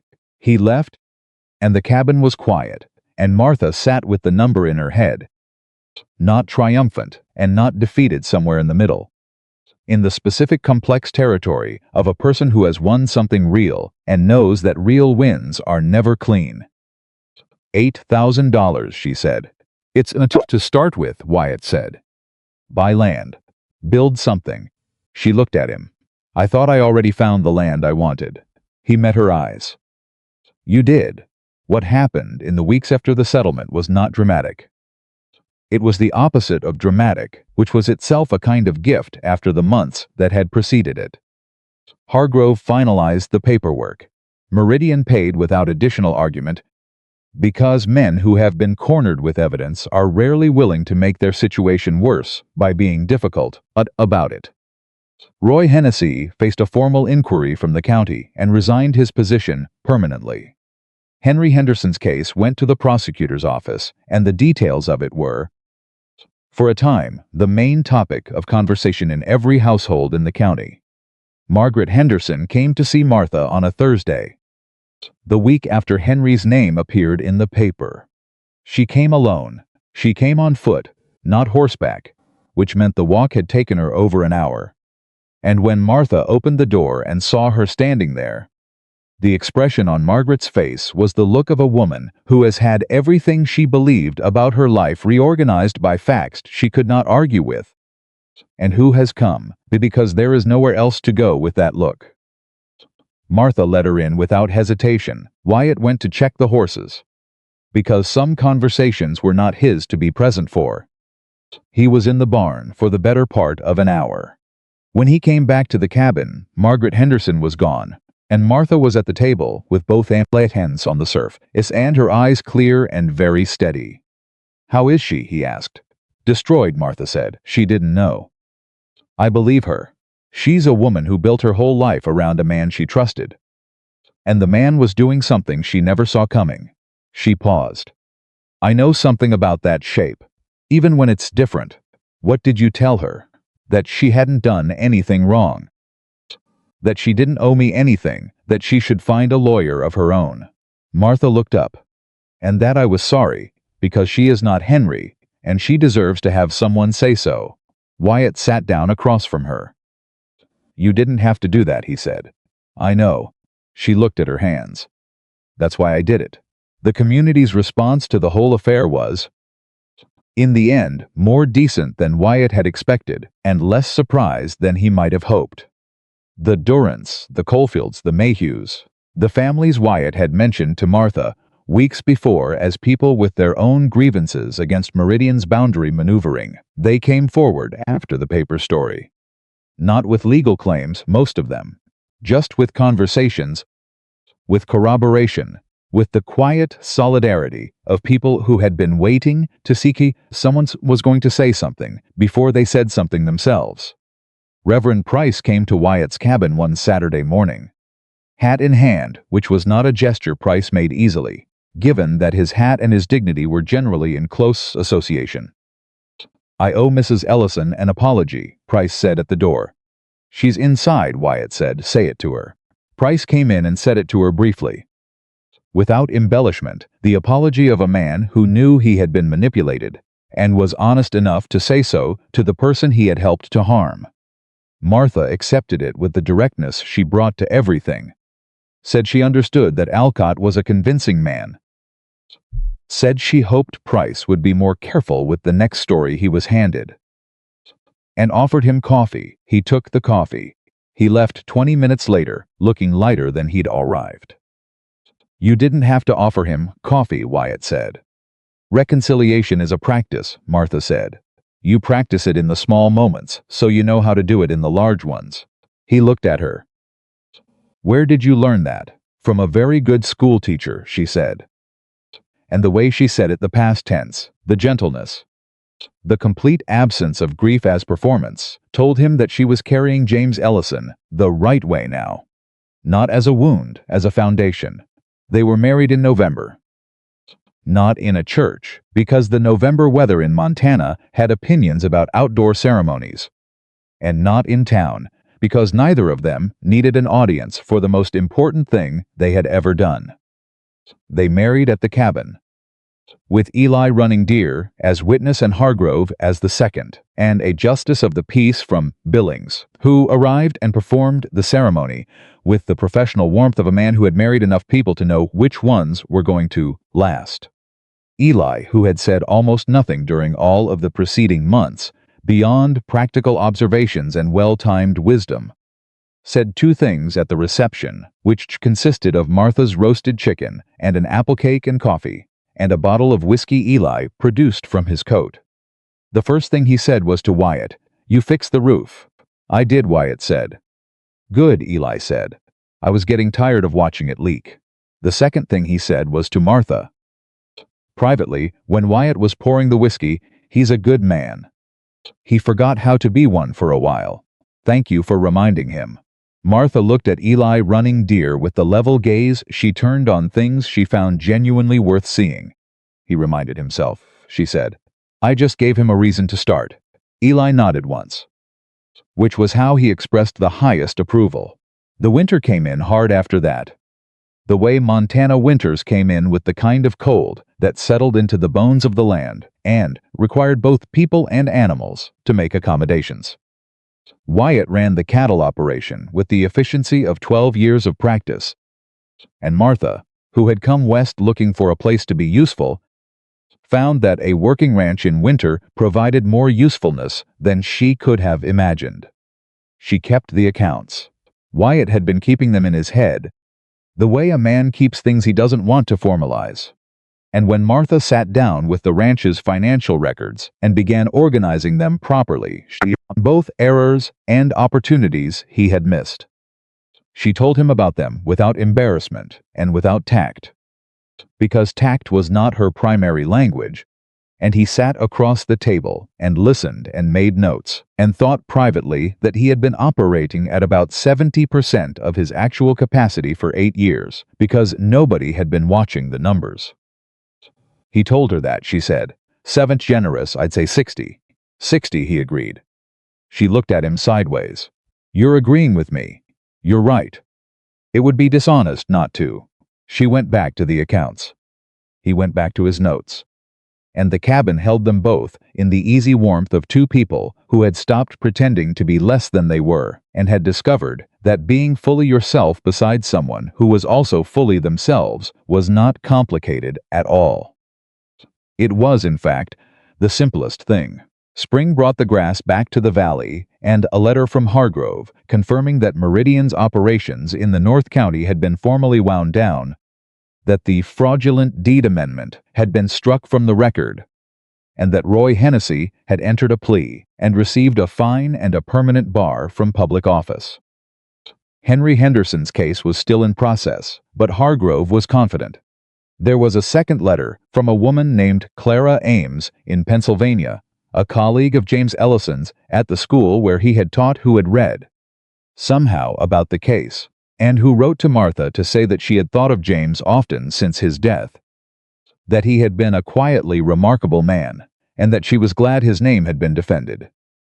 Martha read the letter twice and set it down on the table where Wyatt could see it and said nothing, which was how she processed the things that moved her most deeply.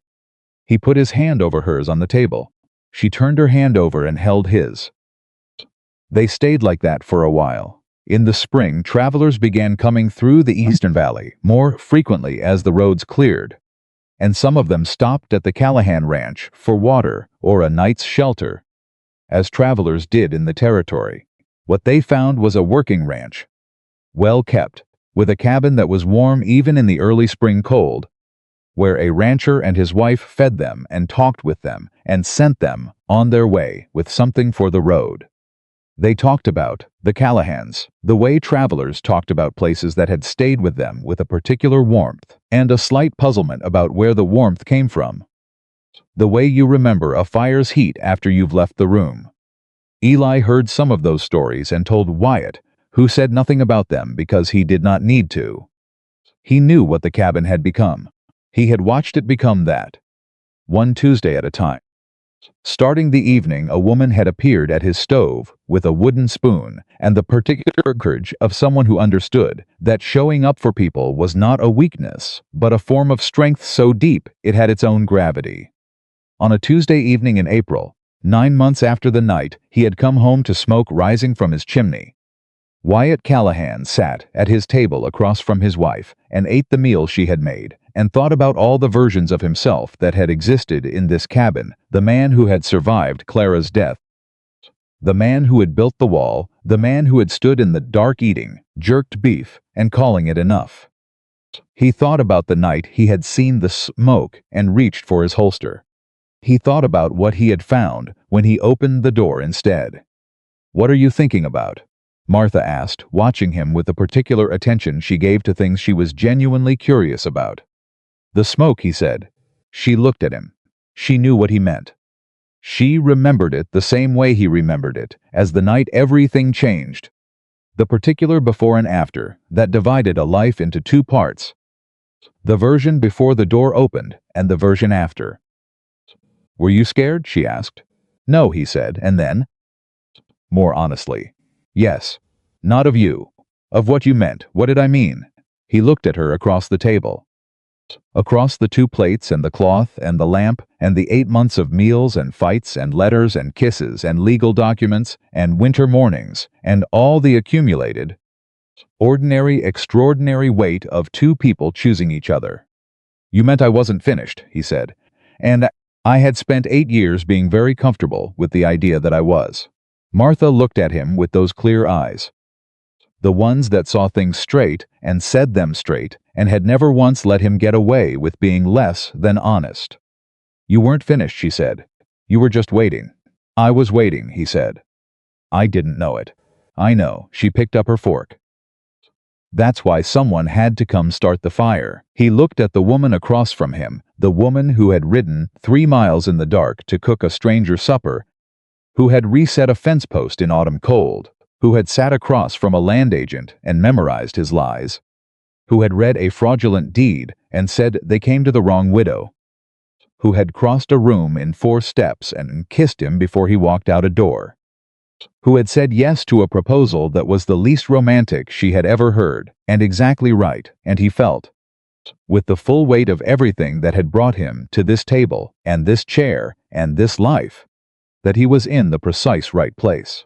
A man who had built his life around, never depending on anyone, had discovered, too late to protect himself from it and early enough to let it save him, that the best things were built by two people who chose each other freely and completely, and kept choosing every morning until the choosing became the ground they stood on. The cabin was warm, the fire was burning, the smoke was rising from the chimney. And this time, it meant everything it was supposed to mean.